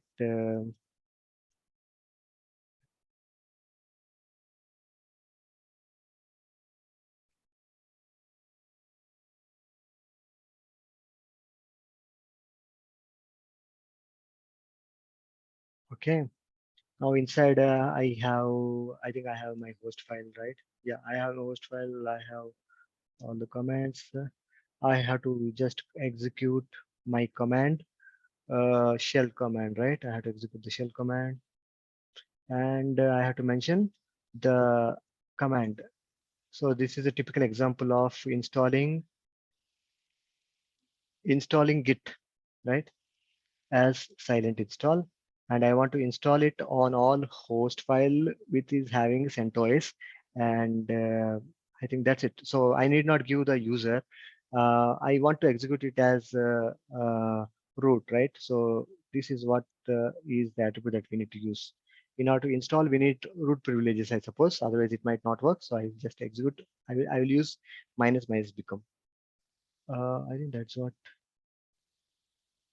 that's it, right? Yeah, so it will actually go through all this group of CentOS specific group, which is configured to connect to 3 machines. So let's see. I think it will just go ahead and install. Okay. Okay, so here is one good example that we can actually use. So it is actually failing because of repo error. So I have this particular command handy with me, sudo seed, right? So I can actually execute these commands right now. So first of all, instead of yum git install, I will just install my repository mirror list updating command. Yep, it worked. So it worked on all the 3 machines. So next command, I have like execute this particular command, which I actually do for all CentOS machines. So just go ahead, execute this. So you can execute all these commands parallelly in all the 3 machines. So just need to execute this. And you see that all the 3 machines by a single command, you are deploying all the, you're executing this particular single line script in all the 3 machines successfully. Okay. Now let's see if the Git works now. Now you saw before like this Git was failing, install of Git was failing, right? Now let's see the Git installation. You can see the Git installation. Now at least it should work. There you go. So it is executing. So it will successfully install Git in all the 3 machines. Installing Git will take some time. So it is definitely working. Now it is successfully installed Git in all the 3 machines, 1 machine, 2 machine, 3 machines. So you can see that all the 3 machines have been successfully installed with Git. So this is a typical example of how you can execute a yum install command using module shell. So you have just executed a shell script and installed Git there. So what happens if you actually if you execute the same script again? So if you execute the same script again, you will get the execution saying that it's already done. You can verify that by seeing that the color will be in green color, I suppose. Let's see, let's execute it again. It is not coming it as green. It actually, I thought it should be in green, but it says that it's already there, right? So nothing to do. It says that nothing to do. The installation was already done. That's what it said. So even if you do multiple times, it will just say that, okay, the expected software that you have asked to install, it's already installed and nothing else to do. So this is a typical example of how we can actually use a shell module in Ansible. So these are the few frequently used modules which imagine that you have hundreds of servers and you want to install one particular software immediately, very fast in all the CentOS machines. It's a single line command, and using single line command, you can actually execute in all those hundreds of machines. Is there a list of those shells available in Ansible for Yeah. for that utility? Like Git is one of them. Is there a list of those No, shells? Git. So Git is not as a part of utility available to Ansible. So imagine that you are. Okay, you're just telling them it's a shell environment. Go into the shell environment and proceed with this command. Okay, I got it. Yeah. I see it. I'm sorry. Okay, I got it. I see the double quotes. All right. Yeah. Yeah. Okay. And then it could be anything. It could be any yum command, anything you want to install. Right. And it stays in the shell. How do you kick it out of the shell? Yeah. So it will. I think it's in. So it basically executes under the shell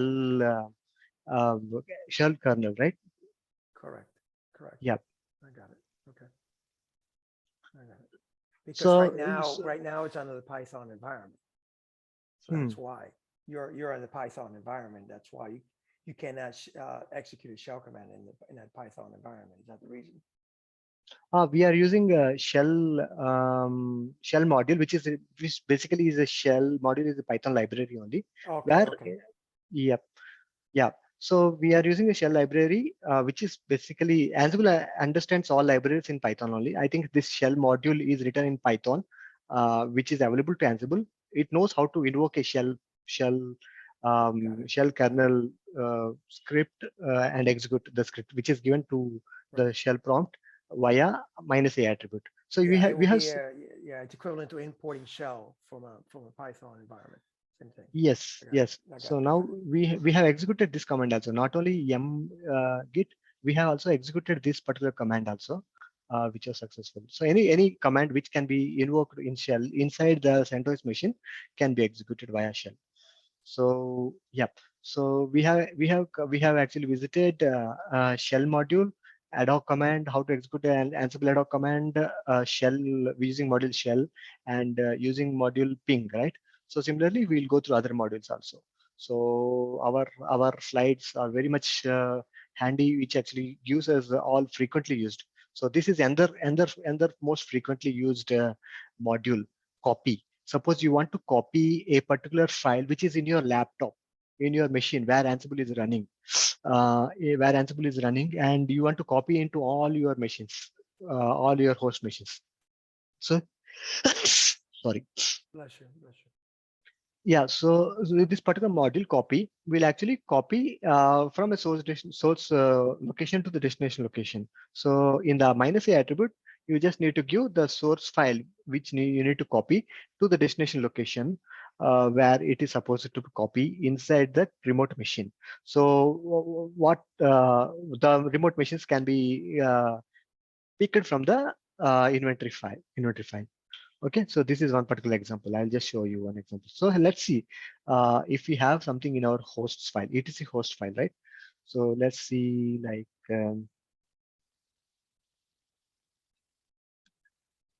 okay, nothing is there. Yeah, hosts, there is something in hosts, right? So our host file is having some 2 entries here in this machine.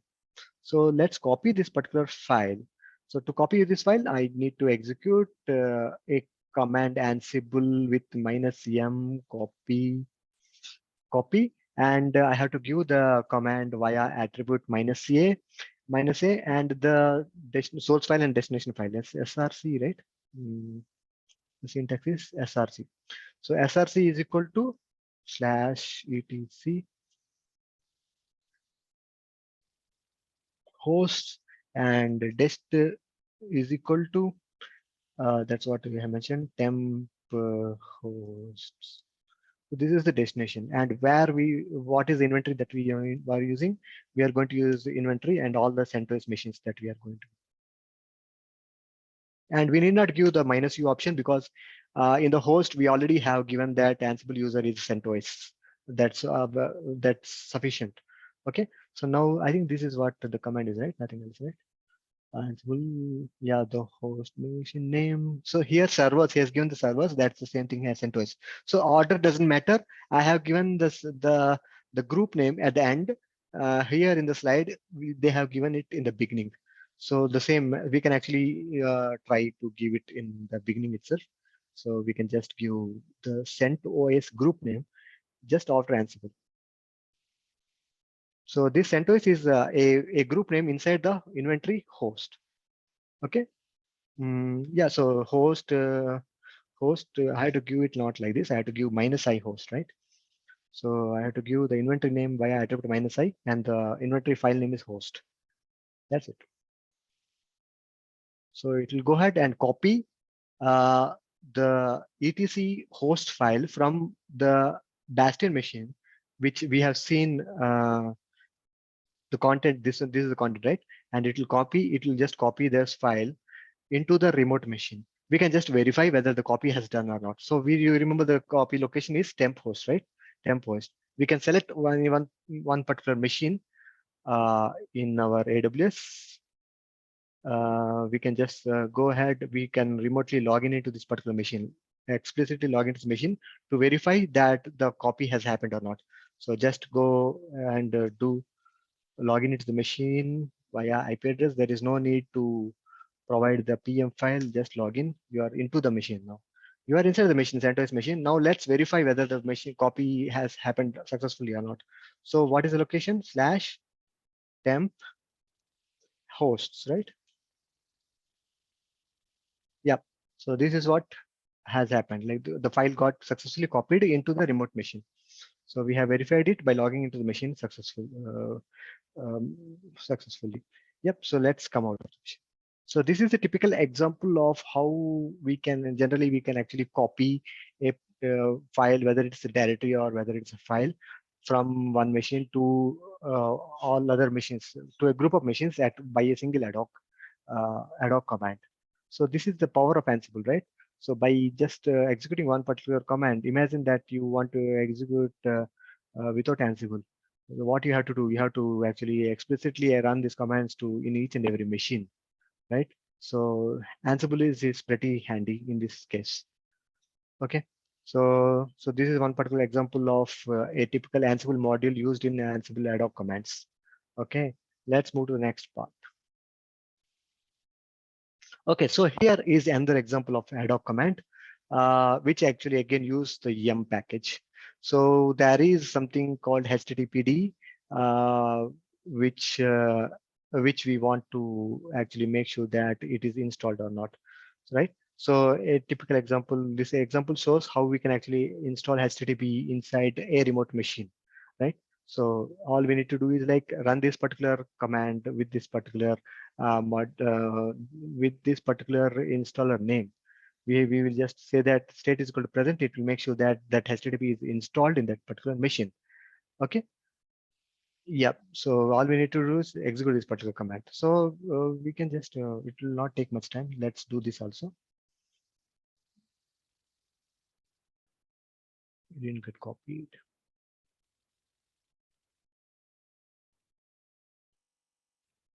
So I said the machine name, I named it as server CentOS, not servers.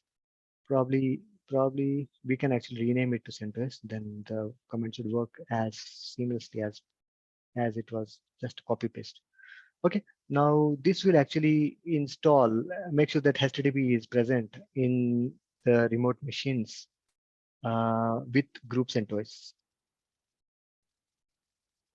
Okay, that's it. So you can see that you can see the power of how easy it's to install HTTP using Ansible, right? So similarly, there are other commands like, so this particular command makes sure that it verifies that you have a specific version of HTTP. It confirms that uh, by this command, if you say that if the installed HTTP version is 2.4.41 only, then it will return a success status saying that, okay, what you are expecting is already installed there. But if a different version is there, then it will fail. Okay, in this case, right, you have seen that it has installed a different version. It has installed a older version 2.4.37. So definitely this particular command will fail now. Okay, so let's do that.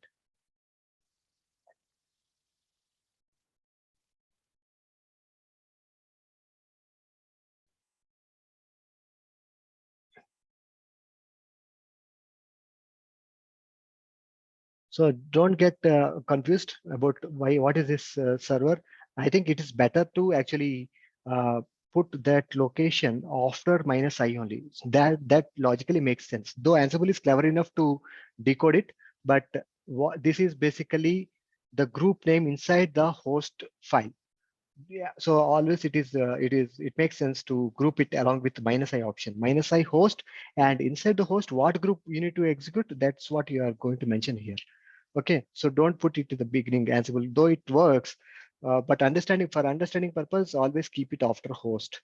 After host, you have mentioned the inventory file via -i host, and inside the host machine, which group you are going to execute, the CentOS machine you are going to execute. That's what you're doing, right? Let's execute this particular command, and it will give an error because you have seen that, right? Because you have seen that you have installed HTTP of version 2.4.37.43. This is what is already installed, but you are verifying it with 2.4.41. So which definitely is not there. That version conflict is there, right? So it will give an error saying that no such package is there. Let's try to change the version here. Let me be careful. Hopefully I will identify it. 2.4.3743. 2.4.3743. Yeah. So this is what the version I am expecting now. Now it will be successful because I know that that is what the version I have installed recently, right? 2.4.3743. So 2.4.3743. I think now it should successful. It should be successful. Let's see. Yep, see, now it said that, okay, you were expecting the package with this particular version. I found the exact version that you are looking for, and it is working fine. It gave me a green signal.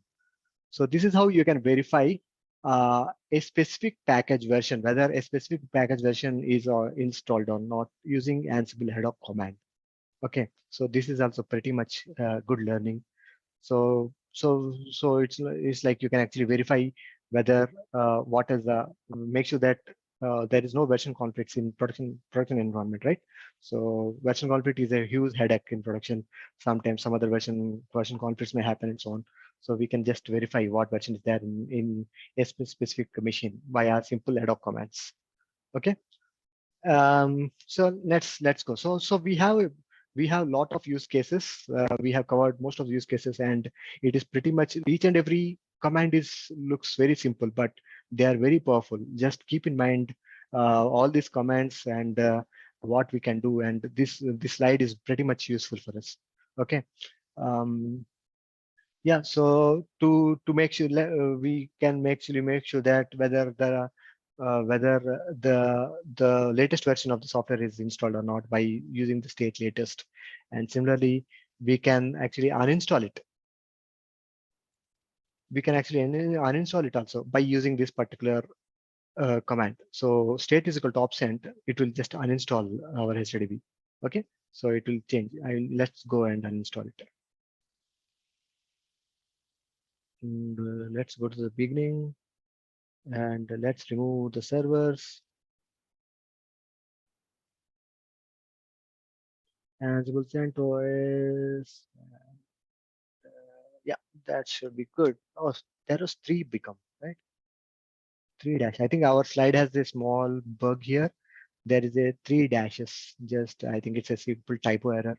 Just remove single dash. Become should be dash dash become. And why didn't it work? Everything looks good. Command not found. Okay, so there is a dollar. I copied the dollar also. Okay. Okay. Now it will uninstall it. It will uninstalled.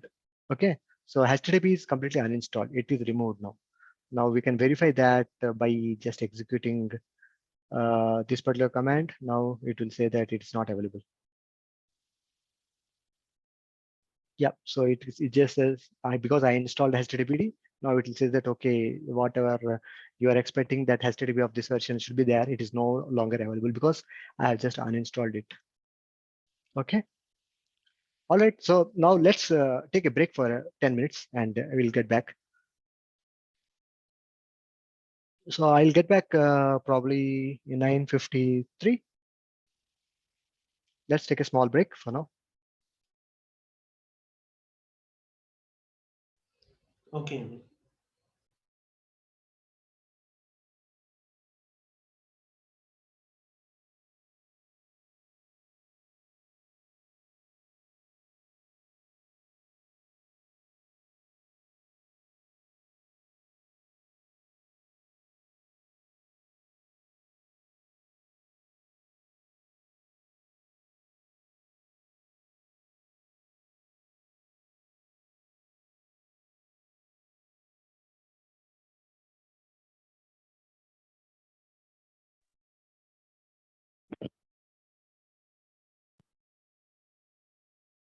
Okay, welcome back, guys. Okay, so where we were, let me share my screen. Okay,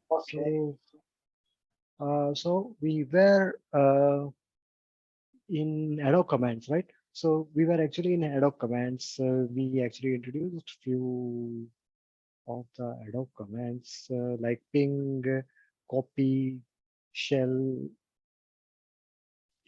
and other commands also. Like we'll go other commands like user commands, right? So we'll go through the user commands.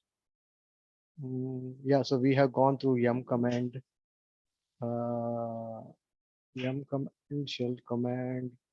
So yum package manager command this is. Similarly, now we'll go through user command. So this module user actually manages user specific functionalities. Okay, so we can actually create, manage, and remove user accounts on our specific nodes, which we actually give via inventory file. Okay, so let's go on executing one by one. So this particular example is like it will actually create a new user called foo with specific password of our interest in those all files. Suppose we want to create a user in all our inventory files, right? So what shall we do? Okay, I think I'm disconnected. Let me correct again. Okay, so I am back into the root. So get into my virtual environment. Virtual environment is I will actually connect via bin activate. Now I am inside the Ansible virtual environment. Now my Ansible commands will work. Let me use the module user. So Ansible -m module user. module user, and the command is module user and name, password. That's it. Name, password.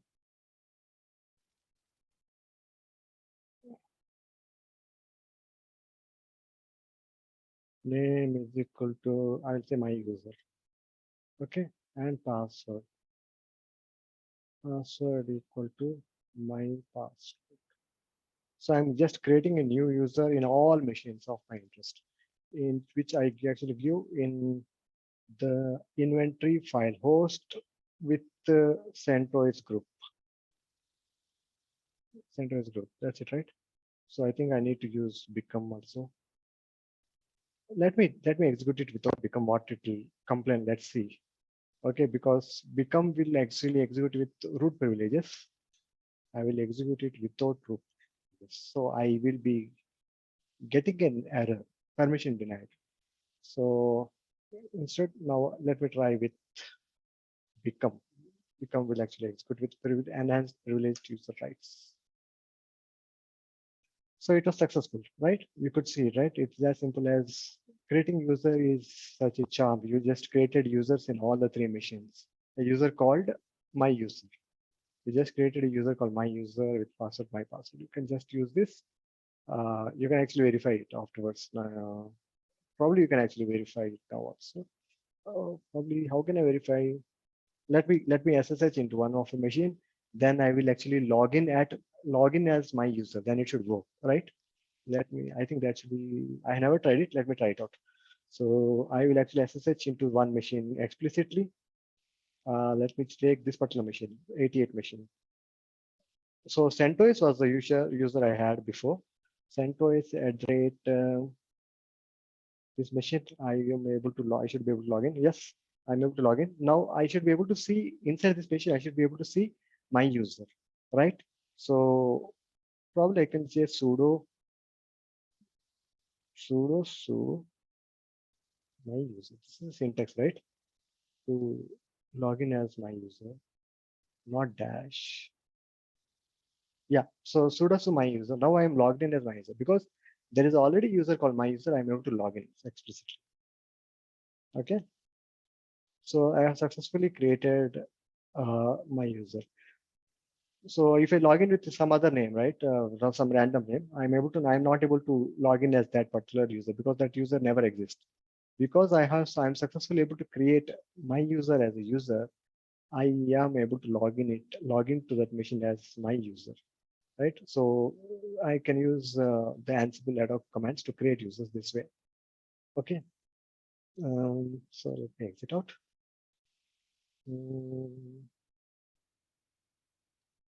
Let me exit out of this machine also. Now I am back to my Bastion machine. I am back to my Bastion machine now. Okay, so this is the way I actually create a user. Okay, now, so how to delete the user? So this particular command will actually help me in deleting the user.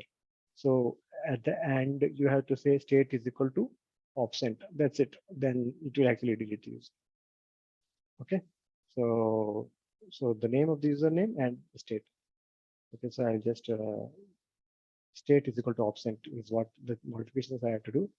So name of the user, and I have to just execute. So I'm sharing the screen, right? Yep, I'm sharing the screen. Cool. Yeah. So username, and I will say state is equal to absent. And it will go ahead and remove that particular user. Now let me verify if I have successfully removed the user or not. I will log in back to the particular machine and I will try to again log in as my user. It says complaint saying that I don't know, there is no user called my user because I have successfully removed the user. So via Ansible. So just verified that you can add user, you can remove a user via Ansible ad hoc commands using the module user. Okay. So this is a typical example of Ansible ad hoc commands to manage users. Okay. So managing services is one of the other features that we can use using Ansible commands. So just keep in mind that we are executing each and every command with single line word, right? So these are like single line commands. Ad hoc commands are nothing but single line commands. So when we club all these single line, we can club all these single line commands into multiple tasks, group them together, and that we can group them together into a single YML file, which is called Ansible playbook. So that is how we can actually create a playbook, right? So playbook is nothing but we can actually club all the ad hoc commands together and write club them together, form a single YML file with a list of all tasks in it. So it is as simple as that. Okay. Now let's go to managing services. So this is particular typical example I have already explained you, like how we can actually run a particular service, right? HTTP service, right? How you can actually start a service, stop a service, restart a service. So we have taken example of HTTP here in this case. So we can do the same thing here. So we are everywhere using CentOS servers as here in this command, right? We have to every time we have to rename it to CentOS. That's fine. Okay. So because it is multi-line, it is giving me error. And I don't have a group called servers. I will execute it. I will change it to CentOS.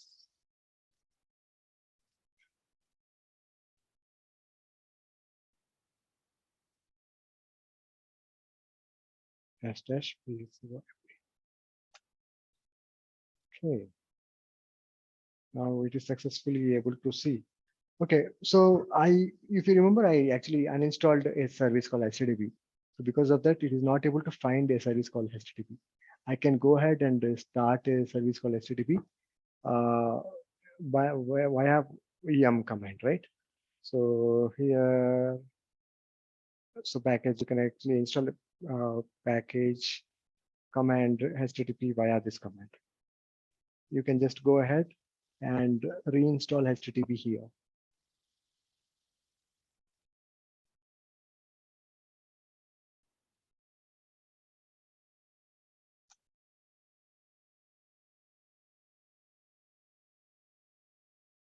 Okay, so now you have installed HTTP service.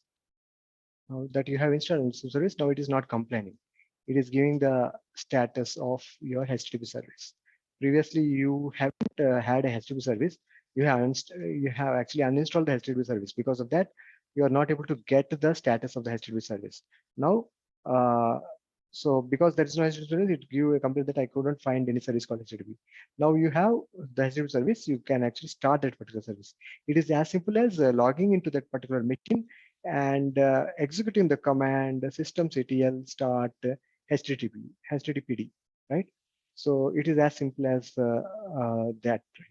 So instead of logging into each and every machine and start the service via command systemctl start httpd, you just execute this particular Ansible handy ad hoc command, and it will just start the HTTP service in each and every machine mentioned in your inventory file. Okay. Okay. So that's the power of Ansible. Okay. Now we have seen how do you manage service. We have seen how do you start a service, how do you restart a service. So this is a typical example of restarting service. It's the same. Okay. So it's same as logging into the machine and saying systemctl restart HTTPD. It is almost same like that. So it will do the same command in all the machines. So to stop service also, we can actually say that state is equal to stop. Okay. So basically, so this feature is called, this is what my expected behavior is. Ansible will take care of that. The expected state of the machine should be something like this, right? So this is called idempotency behavior. Okay. So what is the current state of HTTP and what is the expected state? Expected state is stopped. And I will actually change the state of the service HTTP to stop if it is not there in the state. And if it is already there in the stop state, I will do nothing. So that's what. So that's the power of Ansible. So I have already started it. If I execute the started command again, right, it will do nothing. It will say that it's already started. That's it. So it gave me with a green signal because it is already started. Nothing has changed. It will just return with green saying that it is already started. Okay. Now, if I want to stop this service, I can stop it. Okay, by this command. Okay. Okay. So now this is another interesting feature, gather facts. Suppose if you want to gather all the information about your remote machine, all the host configuration, environment variables, and so on, many things, right? So if you want to get all as much information about the remote machines, so this is a particular handy command that you can actually use. Okay, so just execute it, you will know the power of it. Okay, so you just need to execute on the particular machine minus I host and a group called CentOS. Okay, just execute it. Now we will see all the list of the all the properties of the remote machines of your interest. So you will get a huge list. You will get a huge list of all the information about your all the three machines, right? In CentOS, you have three machines. So you're going to get all the information. So you can actually study each and every machine specific properties, right? So you gather the facts about that particular machine with IP address 152. So these are all like the different properties. So you based upon your use, you can actually use these properties for your specific purpose, right? You can actually gather as much information as possible, and based upon your interest, you can actually find you can actually use these properties for your specific tasks. Okay, so you can see this is a very huge list. Okay. So this is like Ethernet specific configuration. Maybe this is our IPv6, IPv4 of that particular machine, IPv4 MAC address of the machine, modules, lot of things, kernel version,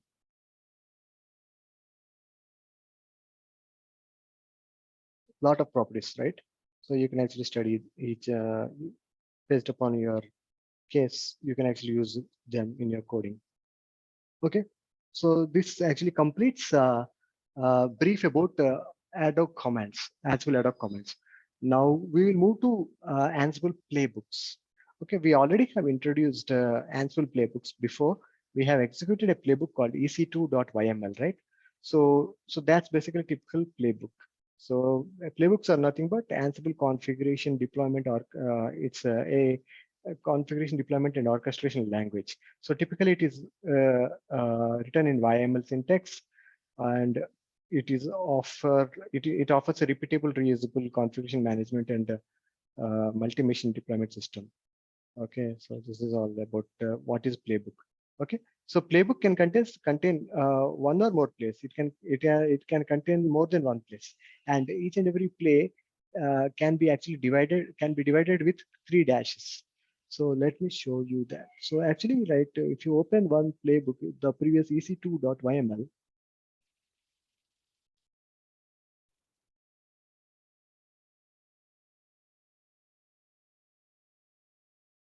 so at the beginning, if you see dash, dash, dash, right?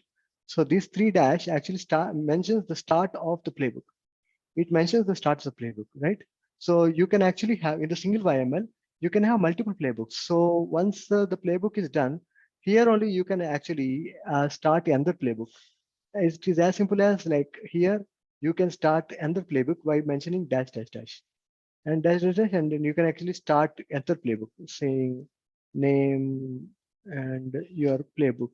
So here, creating sandbox, you can say that, okay, manage the sandbox. Manage the manage the sandbox.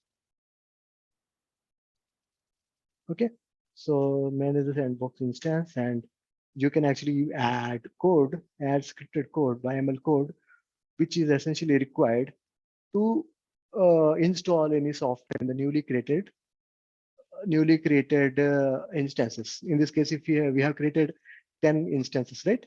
So we can actually we can write code to actually, probably we can actually write code to connect to that particular machine and install Git, automatically install Git, and restart the HTTP service. All those we can actually write it here itself. So in a typical YML file, we can have multiple playbooks also. So that's what we wanted to show you. So playbook can actually compose of more than one place. Okay.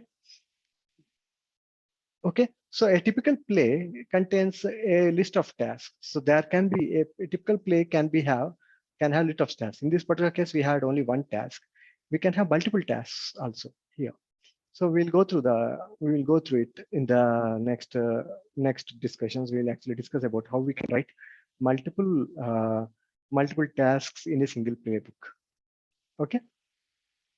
Yeah. Yeah. So basically, generally a playbook actually follows this particular structure. So it has idempotency nature, which I have already explained it, right? So it always looks that the machine is in that particular desired state. If it is already in the desired state, it will not do anything. It will no more changes will be done. But if there is any change, if it finds that the desired state is not the expected state, desired state is not there, then it will actually perform actions which is required um, to come to that particular desired state. Okay, so that's how a typical Ansible playbook works. Yeah, so this is the example that we have seen. We have actually explained about the three dashes, and how, so what does that actually three dashes mean just now. Okay. Yep. So in this playbook, we also have introduced what is typically called Ansible modules. So we know that what is now we are confident that what is the Ansible module. Ansible module is nothing but a set of libraries, which imagine that it has specific functionalities which helps Ansible to perform its tasks. Okay, so in this particular case, EC2 is a particular module, and we are invoking this particular module, sending parameters to that particular module, and taking those parameters, the task is being executed whenever we execute that Ansible playbook command. Okay. Yep. Okay, so we have something called Ansible docs. So Ansible doc, so this is what, like, we can get all the list of all Ansible modules that are right now installed in our Bastion machine.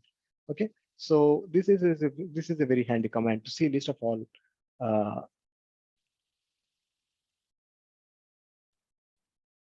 Okay, so let's execute this. Let's execute Ansible docs. What it is to? It is giving a lot of error.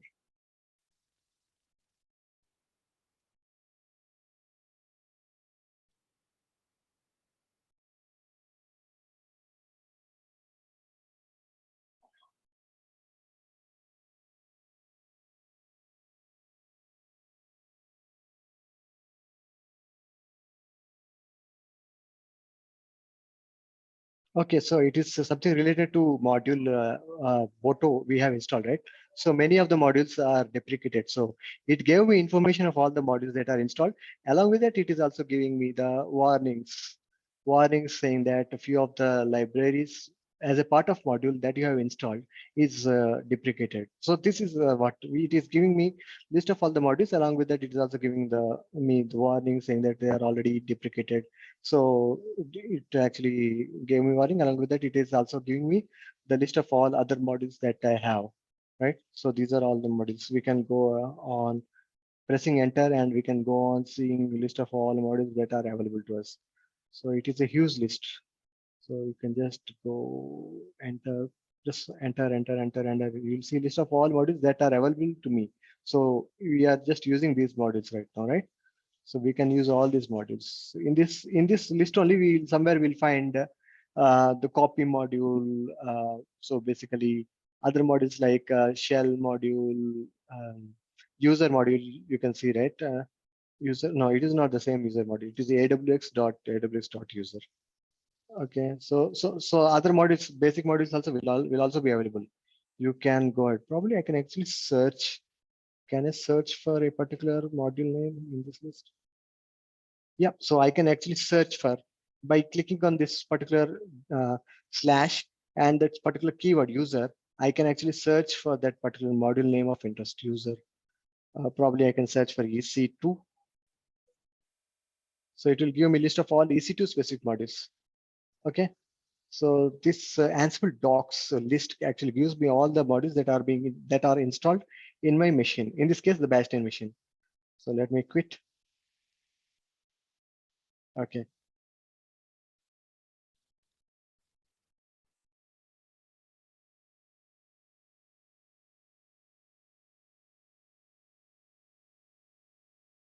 Okay. Yep. So this is about the Ansible docs. Okay. So this is another example. Like if you want to get information about only one module, you can actually execute Ansible docs yum. So this will actually go ahead and describe about the module yum. Okay. Yep. So let's go to our next topic. So now in this particular case, we are going to create a specific playbook. We are going to create our own playbook. So we are going to deploy a Flask application. So we're going to explain it step by step. Unfortunately, this particular playbook flask.aml that we have written long back is not working in our machine. It was written in CentOS machine. CentOS, I think CentOS 6 or 7. But right now we are using CentOS 8, right? So that thing is not working now. But we'll see how to make it working. What are the steps? We will. This is pretty much good case study how to actually decode this YML. So this is particular playbook. This is a particular Ansible playbook. So the basic idea of this playbook is to create a Flask app application based, which is a Docker based application. So it is we have already discussed about Docker Hub, right? So there in our Docker Hub we already have a particular Docker image under this particular repo. Ashok 25 Flask app v25. We can just go and verify it. Okay, let's go to Docker Hub.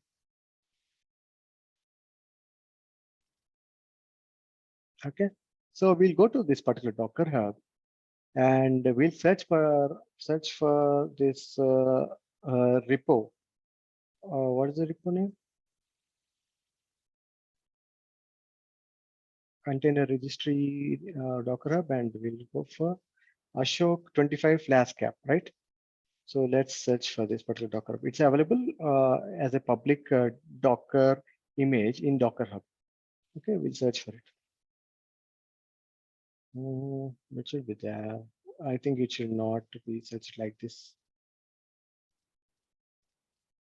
Okay, so this is what is the Docker image that we have. What this playbook is actually, the primary goal of this playbook is to actually create a Dockerized container. It will download this particular Docker image and it will do a Docker run on this particular image. So that is what our task is. For this, what we need is we need to be able to install Docker in our machine. And once we install the Docker, we should be able to start the Docker in that machine.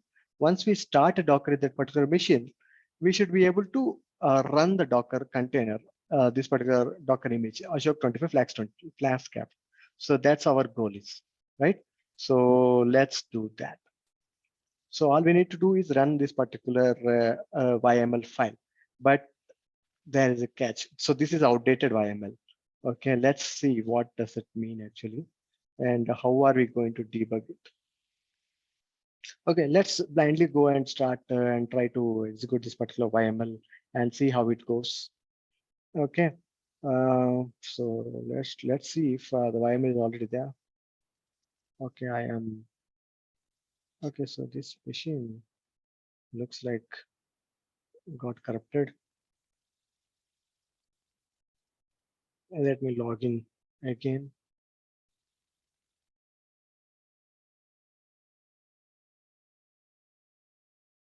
How do I log in?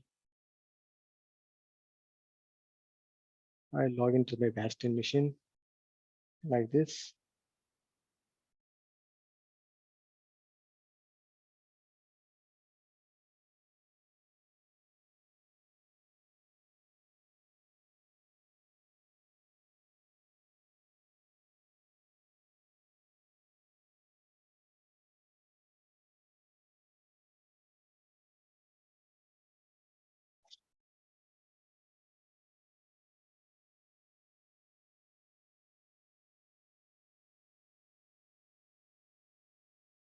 All right.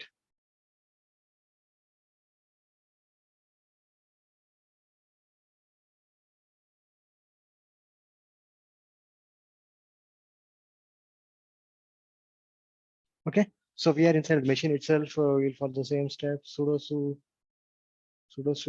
dash, which will actually log in as root, and we'll go to our GitHub repo, Ansible, AWS Ansible, and then we will go to we will actually start the virtual environment, source, Ansible bin activate. You understand what's the meaning of this or doing all these things, right? Source activate bin probably actually it's a very important concept of my virtual environment in Python. Always use virtual environments when you are actually working on Python. Okay, so you are inside your virtual environment called Ansible now. Yeah, so we are inside our repo. We have our Flask app here itself. Now we have our Flask app. We already have our Flask app. We just need to execute this Flask app application. Yeah, so let's see what it is doing. So we have already seen that what it is doing. It is actually trying to install Docker. It has multiple tasks in this case. Okay, so it will try to install Docker, and it will start the Docker service. It will start the Docker service, and it will actually install our Flask application and under port 80. So you remember this command? We had a lot of sessions on Docker, right? So Docker run, try to recollect. Okay, Docker run, what it will do, try to recollect from our previous sessions. It will actually run our Docker instance. It will download the image from Docker Hub. It will try to download the image from our Docker Hub, and it will actually create an image in our local machine, and it will create a container in our local machine, and it will bring it up and expose the port. It will expose the port in our local machine at port number 80, and in the Docker it will be the port 4080. So that's what this particular single command is. So finally, the the the the playbooks has multiple tasks: install Docker, start the Docker, and start our Flask application. So we use the Docker software to actually run this command. Okay, Docker run. So in order to run this Docker command, you need to install the Docker and start the Docker. Okay, so we will try to do that, and we'll see what the problems we are going to face to run this particular command. Okay, so what we'll do, we have to do is like we have to run Ansible playbook, right? So we'll just run Ansible playbook, and the Flask app, and we will give. Okay, let me see whether I have the host file already in the YML. Yeah, so my YML is already having the group CentOS. So it will execute on the group CentOS. Okay, and I'm also already saying become is equal to true. Cool. So all I need to do is like execute Ansible playbook and send this particular command. And I need to give the inventory file name, which is host, which contains the group CentOS. And that particular CentOS group will be identified, which is already I have mentioned in the YML file. In the YML file already has the host group name. So let's go and press enter. What happens? So it successfully gathered the facts. It is trying to install the Docker.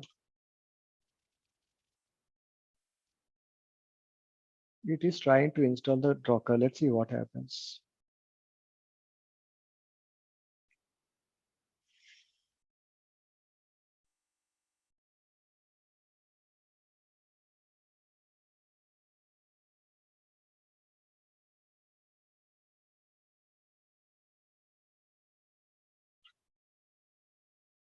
Okay, it is taking a lot of time. So it is taking time to actually install the Docker. Let's wait for this to happen. And I think we'll see the problem. Basically, what happens in CentOS 8 is like it already has a old version of Docker, which doesn't run under systemctl. It doesn't run under systemctl. That is a problem which I have faced because before itself. It was working fine in CentOS 7 machines, but with CentOS 8 machine, it is creating problem. So how do we go and solve the problem? Let's understand how to actually solve this problem. Okay. So now you see that it says that I have successfully installed the Docker, but I am not able to stop the Docker because I couldn't find a service called Docker at all. There is no service called Docker because Docker is evolving differently every time, right? So, so this particular command in our YML, right? It is no longer valid. It is a old command. So the way we install the Docker doesn't work. So this is not the right way to install the Docker.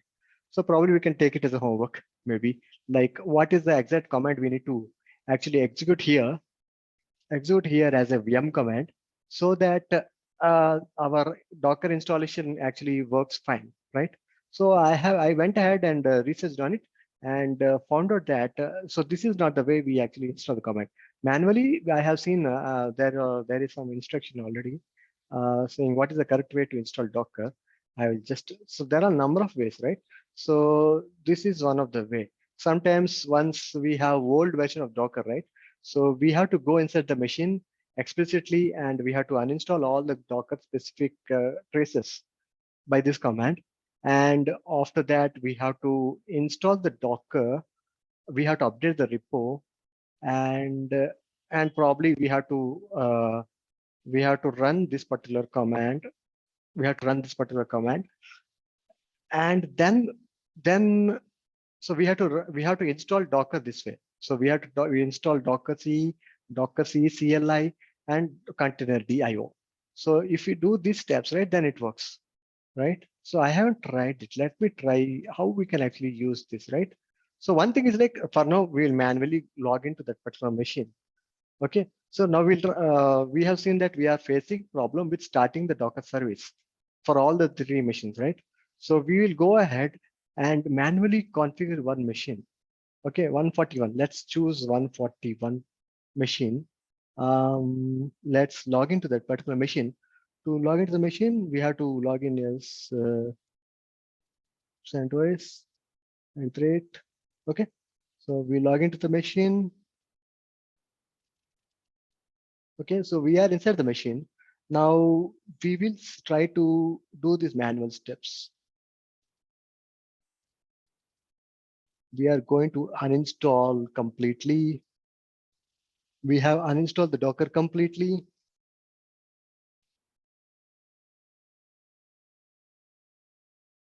We are doing it for only one machine.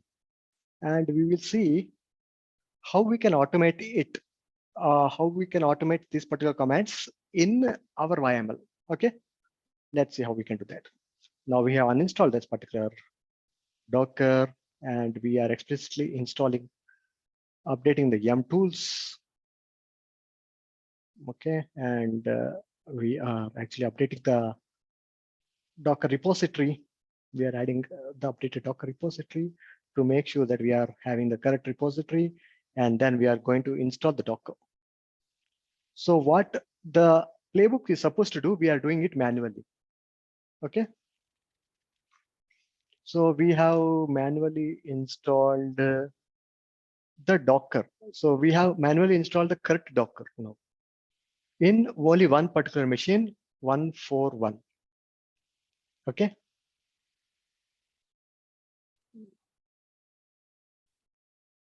So we have successfully installed manually in our particular machine. It is taking some time to complete the installation. Let's wait for it, and probably we'll run our playbook only in this particular machine only. Okay, so this is a typical case. Okay, so let's wait for this particular installation to complete.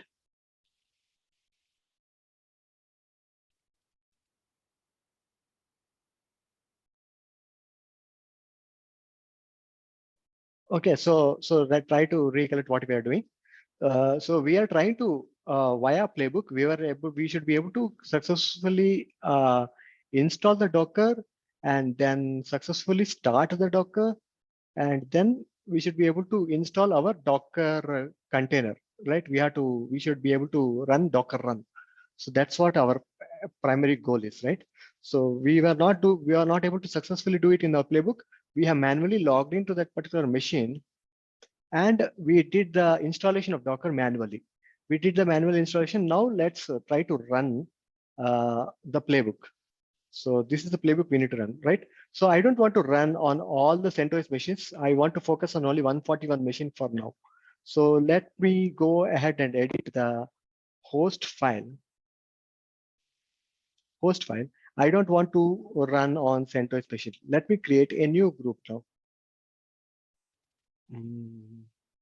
Let me create a new group saying that I'll say it as only one machine. Let me put it short. Only one. Okay. So I'll put it very simple, and I will use this particular group only. Okay.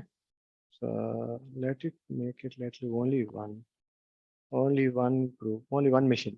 So this group contains only one machine, which is 141, where I have manually gone ahead and properly installed the Docker manually. So what will happen now? What will happen when I actually try to execute the playbook, and I will give the group name, which is like only one, right? So only one, I had to go into the Flask app YML, and the host group name, I have to say that it is not CentOS. I'll say the group name is only one, which I have created right now. Okay, it is only one, and that's it. So now it will try to execute the same comments on only one particular group, only one group, which contains only one machine. Okay, so this is how you are trying to debug a particular case, right? One particular case. So now I'll go ahead and execute my playbook host. Yeah, let's see. So it is trying to install Docker. Okay, now still there is some problem with install package. So it has discovered that Docker CE is already there. Problem with install package Docker C, it is not able to. It is having some of the problems. Mhm. So it should actually successful. So conflicts the Docker powered podman, and okay. So let's see how it goes. Let's try to log into the machine again and see. Let's start that particular machine. Yeah, I think we need to. I think we need to start that Docker service also. So, and let's say list of CTL status. If it works, then fine. Otherwise, Docker is not properly installed. Okay, Docker is installed. So let's say see the status of the Docker. So Docker is already running. That's fine. Okay. Okay. So we have found out that the problem is with the way we are installing the Docker in our YML script, right? So let's exit of our machine.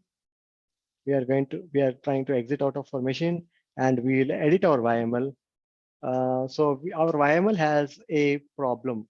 YML, our first task command, the name, how we actually install the Docker has a bug. So because we have manually installed the Docker, probably we can delete it for now. So we have deleted our task, one task, which is installing the Docker in the old way. We have to find out a way how to install the Docker in a proper way, right? So for now, we will actually uninstall this portal Docker. We will go ahead with starting the Docker service. Okay, so let's save this particular file.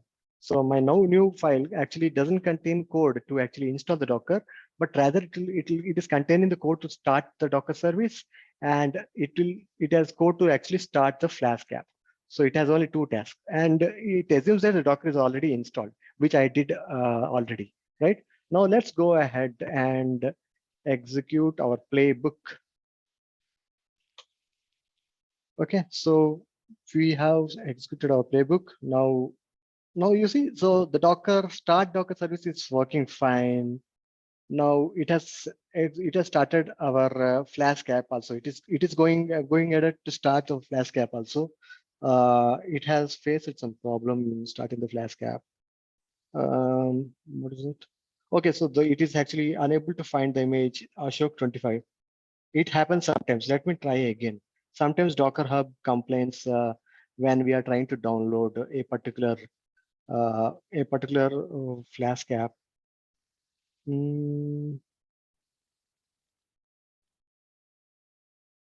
Driver failed. Actually, it is intermittent because like it is simple Docker run, which should be running. Sometimes Docker pull doesn't work because the image when it tends to, because of network latency, it is unable to. So let's see what happens. The driver failed programmatically external continuity on the endpoint. This one. Okay.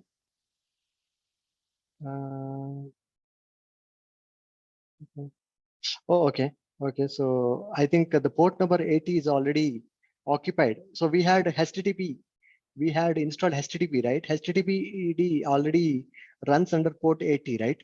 So I think that is a problem. So we will go ahead and uninstall HTTPD. So what is the command to uninstall HTTPD? We can just execute a Ansible ad hoc command to actually uninstall the HTTPD. So that's already handy in our slide, right? How do we uninstall HTTPD? So I think HTTP is the problem. HTTPD is already there in our machine, and because of that, port conflict is happening. So we'll go ahead and stop the HTTPD. So this is the command to actually stop the HTTPD.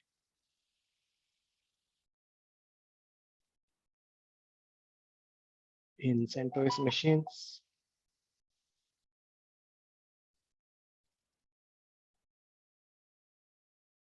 CentOS machines. Yep. So this will go ahead and uninstall. Oh, there is a problem with become. There is two dashes. Yeah, so it will go ahead and uninstall HTTPD. Awesome.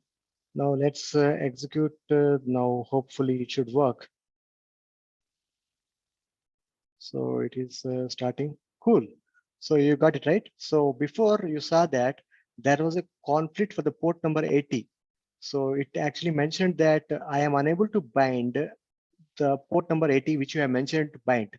Because we had HTTPD already installed in that particular machine, it was already it got hold of the port 80, and all that it is like uninstall the HTTPD, and it released that particular port 80, and that particular port 80 is used by our Docker service now. So if you see our Docker, our flags.yml, right? In the flags.yml, you see this port number 80. So it for this particular command to run successfully, port number 80 inside that machine should be ready to be accepting the binding request, right? So that's what has happened. Now, now you see that our Ansible, we are able to successfully debug our Flask app YML, and we are able to successfully execute the tasks. So this is the live demo of how we can actually debug a particular playbook. Okay, so now we are expecting that our Flask app is running under port number 80, right? So we can verify that. Before that, we need to make sure that our particular machine, our machine 141, our machine should be 141, right? This is 14201. So our 141 machine should be exposing port number 80 in inbound rules. Let's see. So this is 142. Let's see our 80. This is 188. Where is 141? Yeah, so this is 141. So in 141, let's see the security group. Let's see our security group. This is our security group, and this is our inbound rules for the security group. Let's go ahead and edit the inbound rules. Here we can see that, okay, 80 port is already there. 80 port is there, right? So all we need to do is access our app. Flask app should be ready, right? So let's verify that. Let's go ahead and log into our public IP of 141. 141's public IP is there here. 113 not this one. This is the public IP, right? So let's go ahead and see whether we are able to see. See, so we are successfully able to deploy our Flask app, and we can actually see our web application being exposed in this particular public endpoint, blah blah 168, right? So we are able to deploy our Docker instance into this particular thing. So this is how we actually debug and make our Flask app ready. So there is some other task pending here. So we have manually installed our Docker installation of Docker. We did manually, right, by following the steps which was mentioned here, right? So I think this would be a good exercise for you. Like how are you going to modify the existing YML command, YML flask.yml file. So this is a flask for YML file, right? So our first task, this is our first text. So this was buggy, right?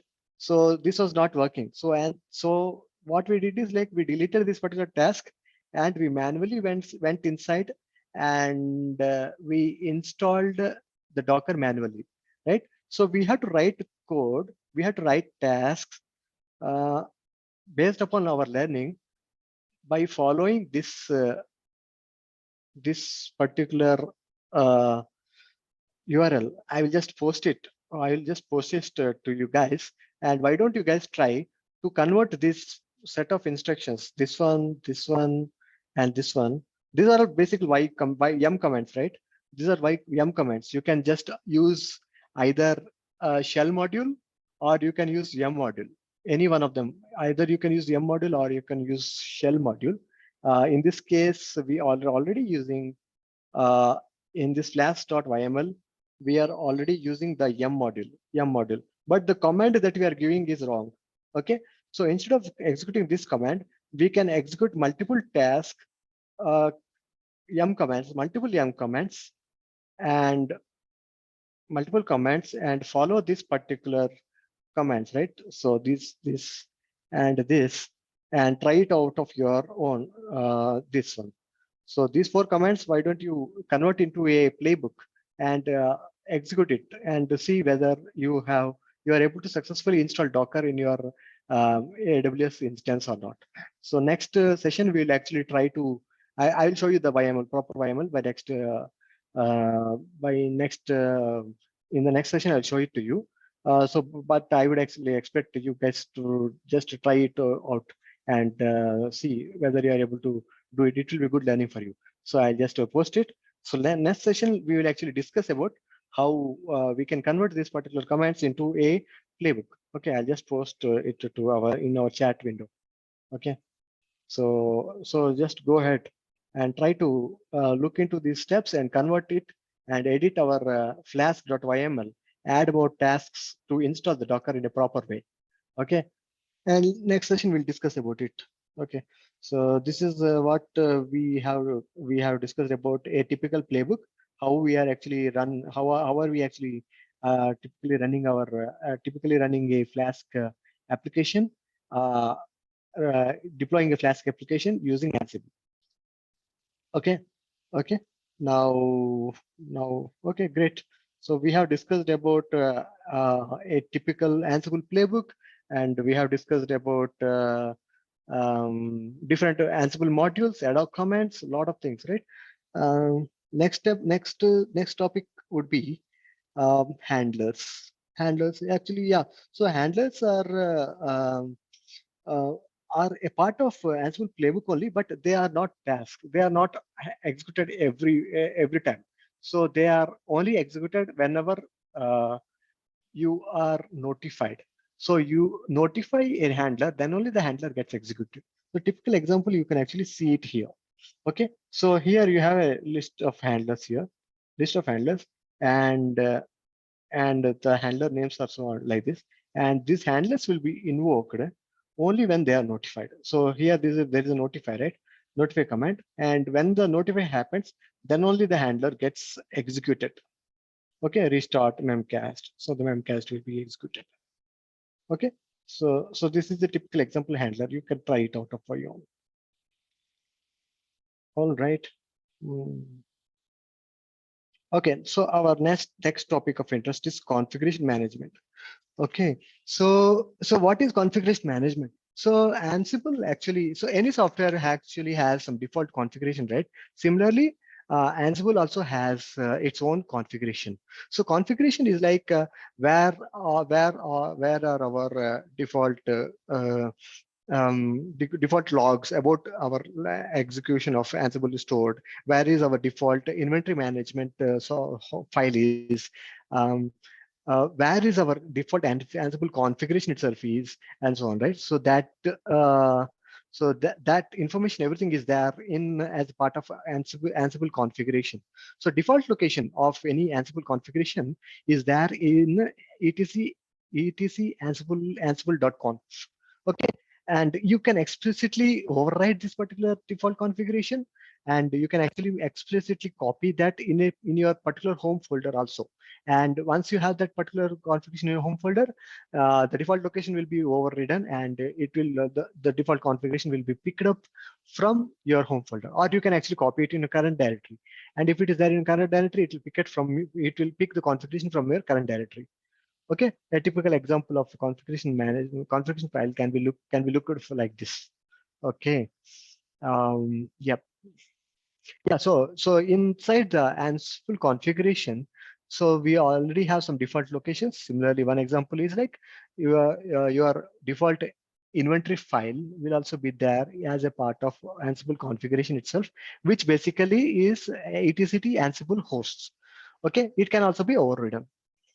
Okay, so yeah, so when you actually execute a particular command, right? Sometimes you get this particular message. By this, you can actually see that which configuration file is being picked, right? So if you see this one, it means that your configuration file is that currently this particular command is using is from this particular file. Okay. So you get this information when you actually type this particular command -v. -v is verbose, which actually gives more detailed information of your running instructions. Okay. Similarly, yeah. So these are some of the tricks that we can actually use. You can actually instead of logging into the config file, you can just see which inventory is being used by executing a simple grep command, and by looking into that, you can see the what is the inventory file is being used. Yeah, so they are just quick cat and grep commands which you can use to actually find out the inventory file related information. Okay. So this is a typical example of how you can actually override your inventory, sorry, not override inventory file, how you can actually copy your configuration file into your local directory. So once you copy from your local, you can actually copy from your default location to your current directory, and you can actually probably modify that particular config file and edit it according to your needs. Edit, and that configuration file will be used. That the current directory config file will be given higher precedence, and that config file will be used. So this is a typical example of that. Okay. Okay, so we have already seen how to create a new inventory file. We have created inventory file in our demo. We have seen that we have already had one inventory file called host. We had already another inventory file called inventory in our directory. We have seen that particular example. We are just emphasizing that particular thing. Okay, so it's again repeating the same thing. How we are executing the ping command on a typical Ansible host and so on. So nothing new. Yeah.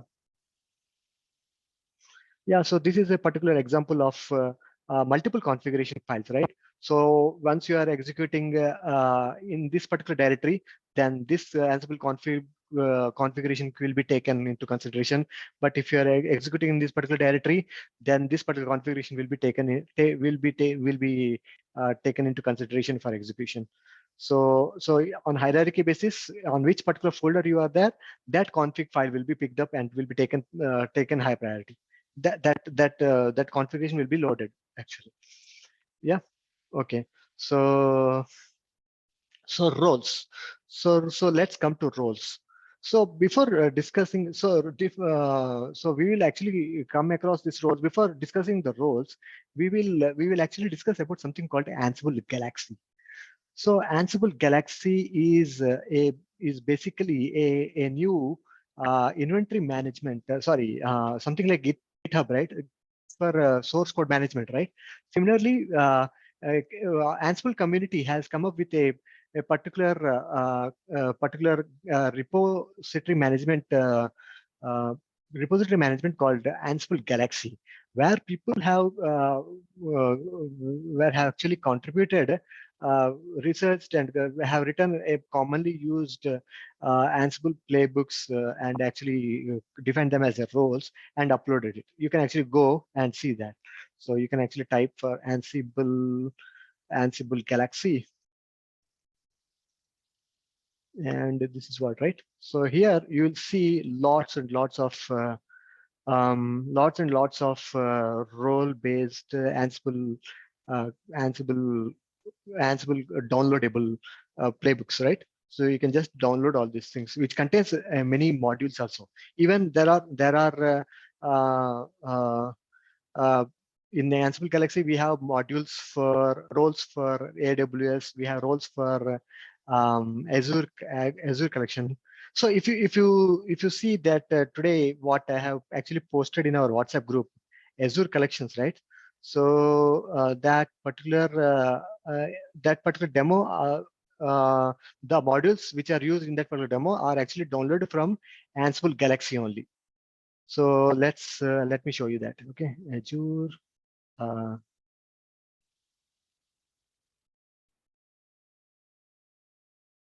is it Ansible? Yeah, I think that should be enough. No.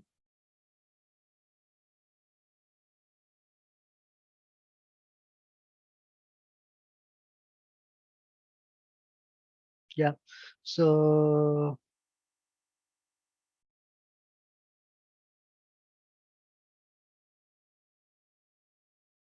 let's see. Yeah. So you can see that this is official website of Microsoft, and they are actually also using the Ansible Galaxy community. Okay, so in Ansible Galaxy, we have a role called Azure AZ collections, which is recommended by Microsoft. So Microsoft actually recommends to actually download and install this particular Azure AZ collections and install via pip all the AZ collections related modules. So this is one of the typical example of Ansible Galaxy, which shows the power of Ansible Galaxy. So you can actually go ahead and visit about Galaxy. It is actually finally categorized into different main categories of your interest. You can actually go like monitoring. If you're going for networking related roles, you can go for networking. If you're going to security related roles, go for security, like that. So try to download which is having high rates, right? Which has lot of downloads. Like don't go for small downloads. If it is downloaded by many people, then it is popular and which is more stable.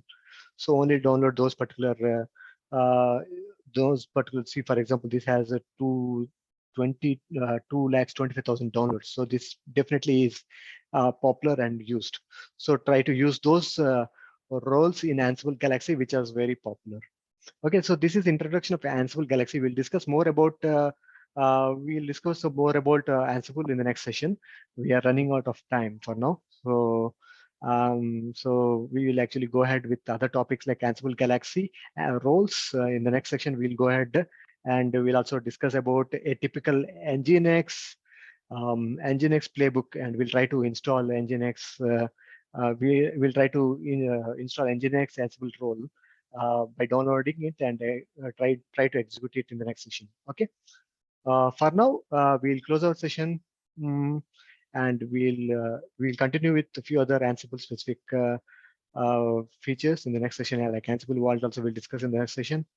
I just wanted to inform and one small thing. Like next session, I am actually out of town. I'm in travel, so I may not be available for next session. So what do you guys think? Shall we actually do 2 sessions in upcoming sessions? Like next Sunday, I'm not available. Next Sunday, Saturday. So if you want, I can actually perform. If it is getting late, I can parallelly do 2 sessions, like 6 hours, if you are okay. Otherwise, I will continue with 3 hour sessions as usual. But for next week, Sunday, I will be off. I will be on travel. So we can actually meet in next alternative week. Okay. For now, we will actually stop the session now. Have a good week. Thank you, guys. Anil, one information. Ah. Actually, our lab subscription is going to expire. Is it Okay. possible to extend? Up to, Is it up to so? Actually, yeah. Let's contact Gajendra. So just Okay. WhatsApp to Gajendra. I suppose like it should be there. It should be there for 15 weeks. I suppose. Just inform him whether what he can actually Up do to about it. 28 only it is there. Okay. September So 28. okay. So just let Gajendra know in our WhatsApp message. He will Okay, fine. actually inform you. Okay. And one more thing, Anil, just for our team, I mean, for our peer information, whatever I ask the queries, right, to you Mm, regarding the mission customer that query, mm. I will shoot an email, the same query. Can you Okay. please write a respond to that mail so that my Yeah. peer also will come to know about that particular challenges? Yeah, that will be great. I will actually reply. I look at the mail and actually appropriately reply to it. Okay. Yeah. Actually, I don't have your mail. I have only Gajendra mail ID. I hope so. Okay. So I just post it.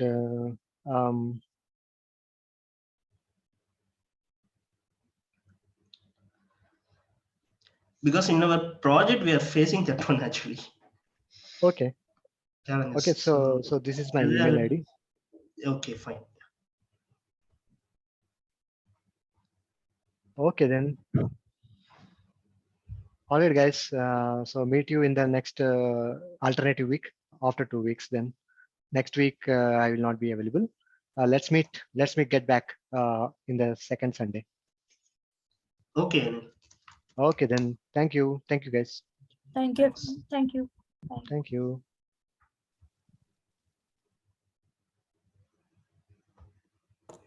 Interception. Did we get it or report them?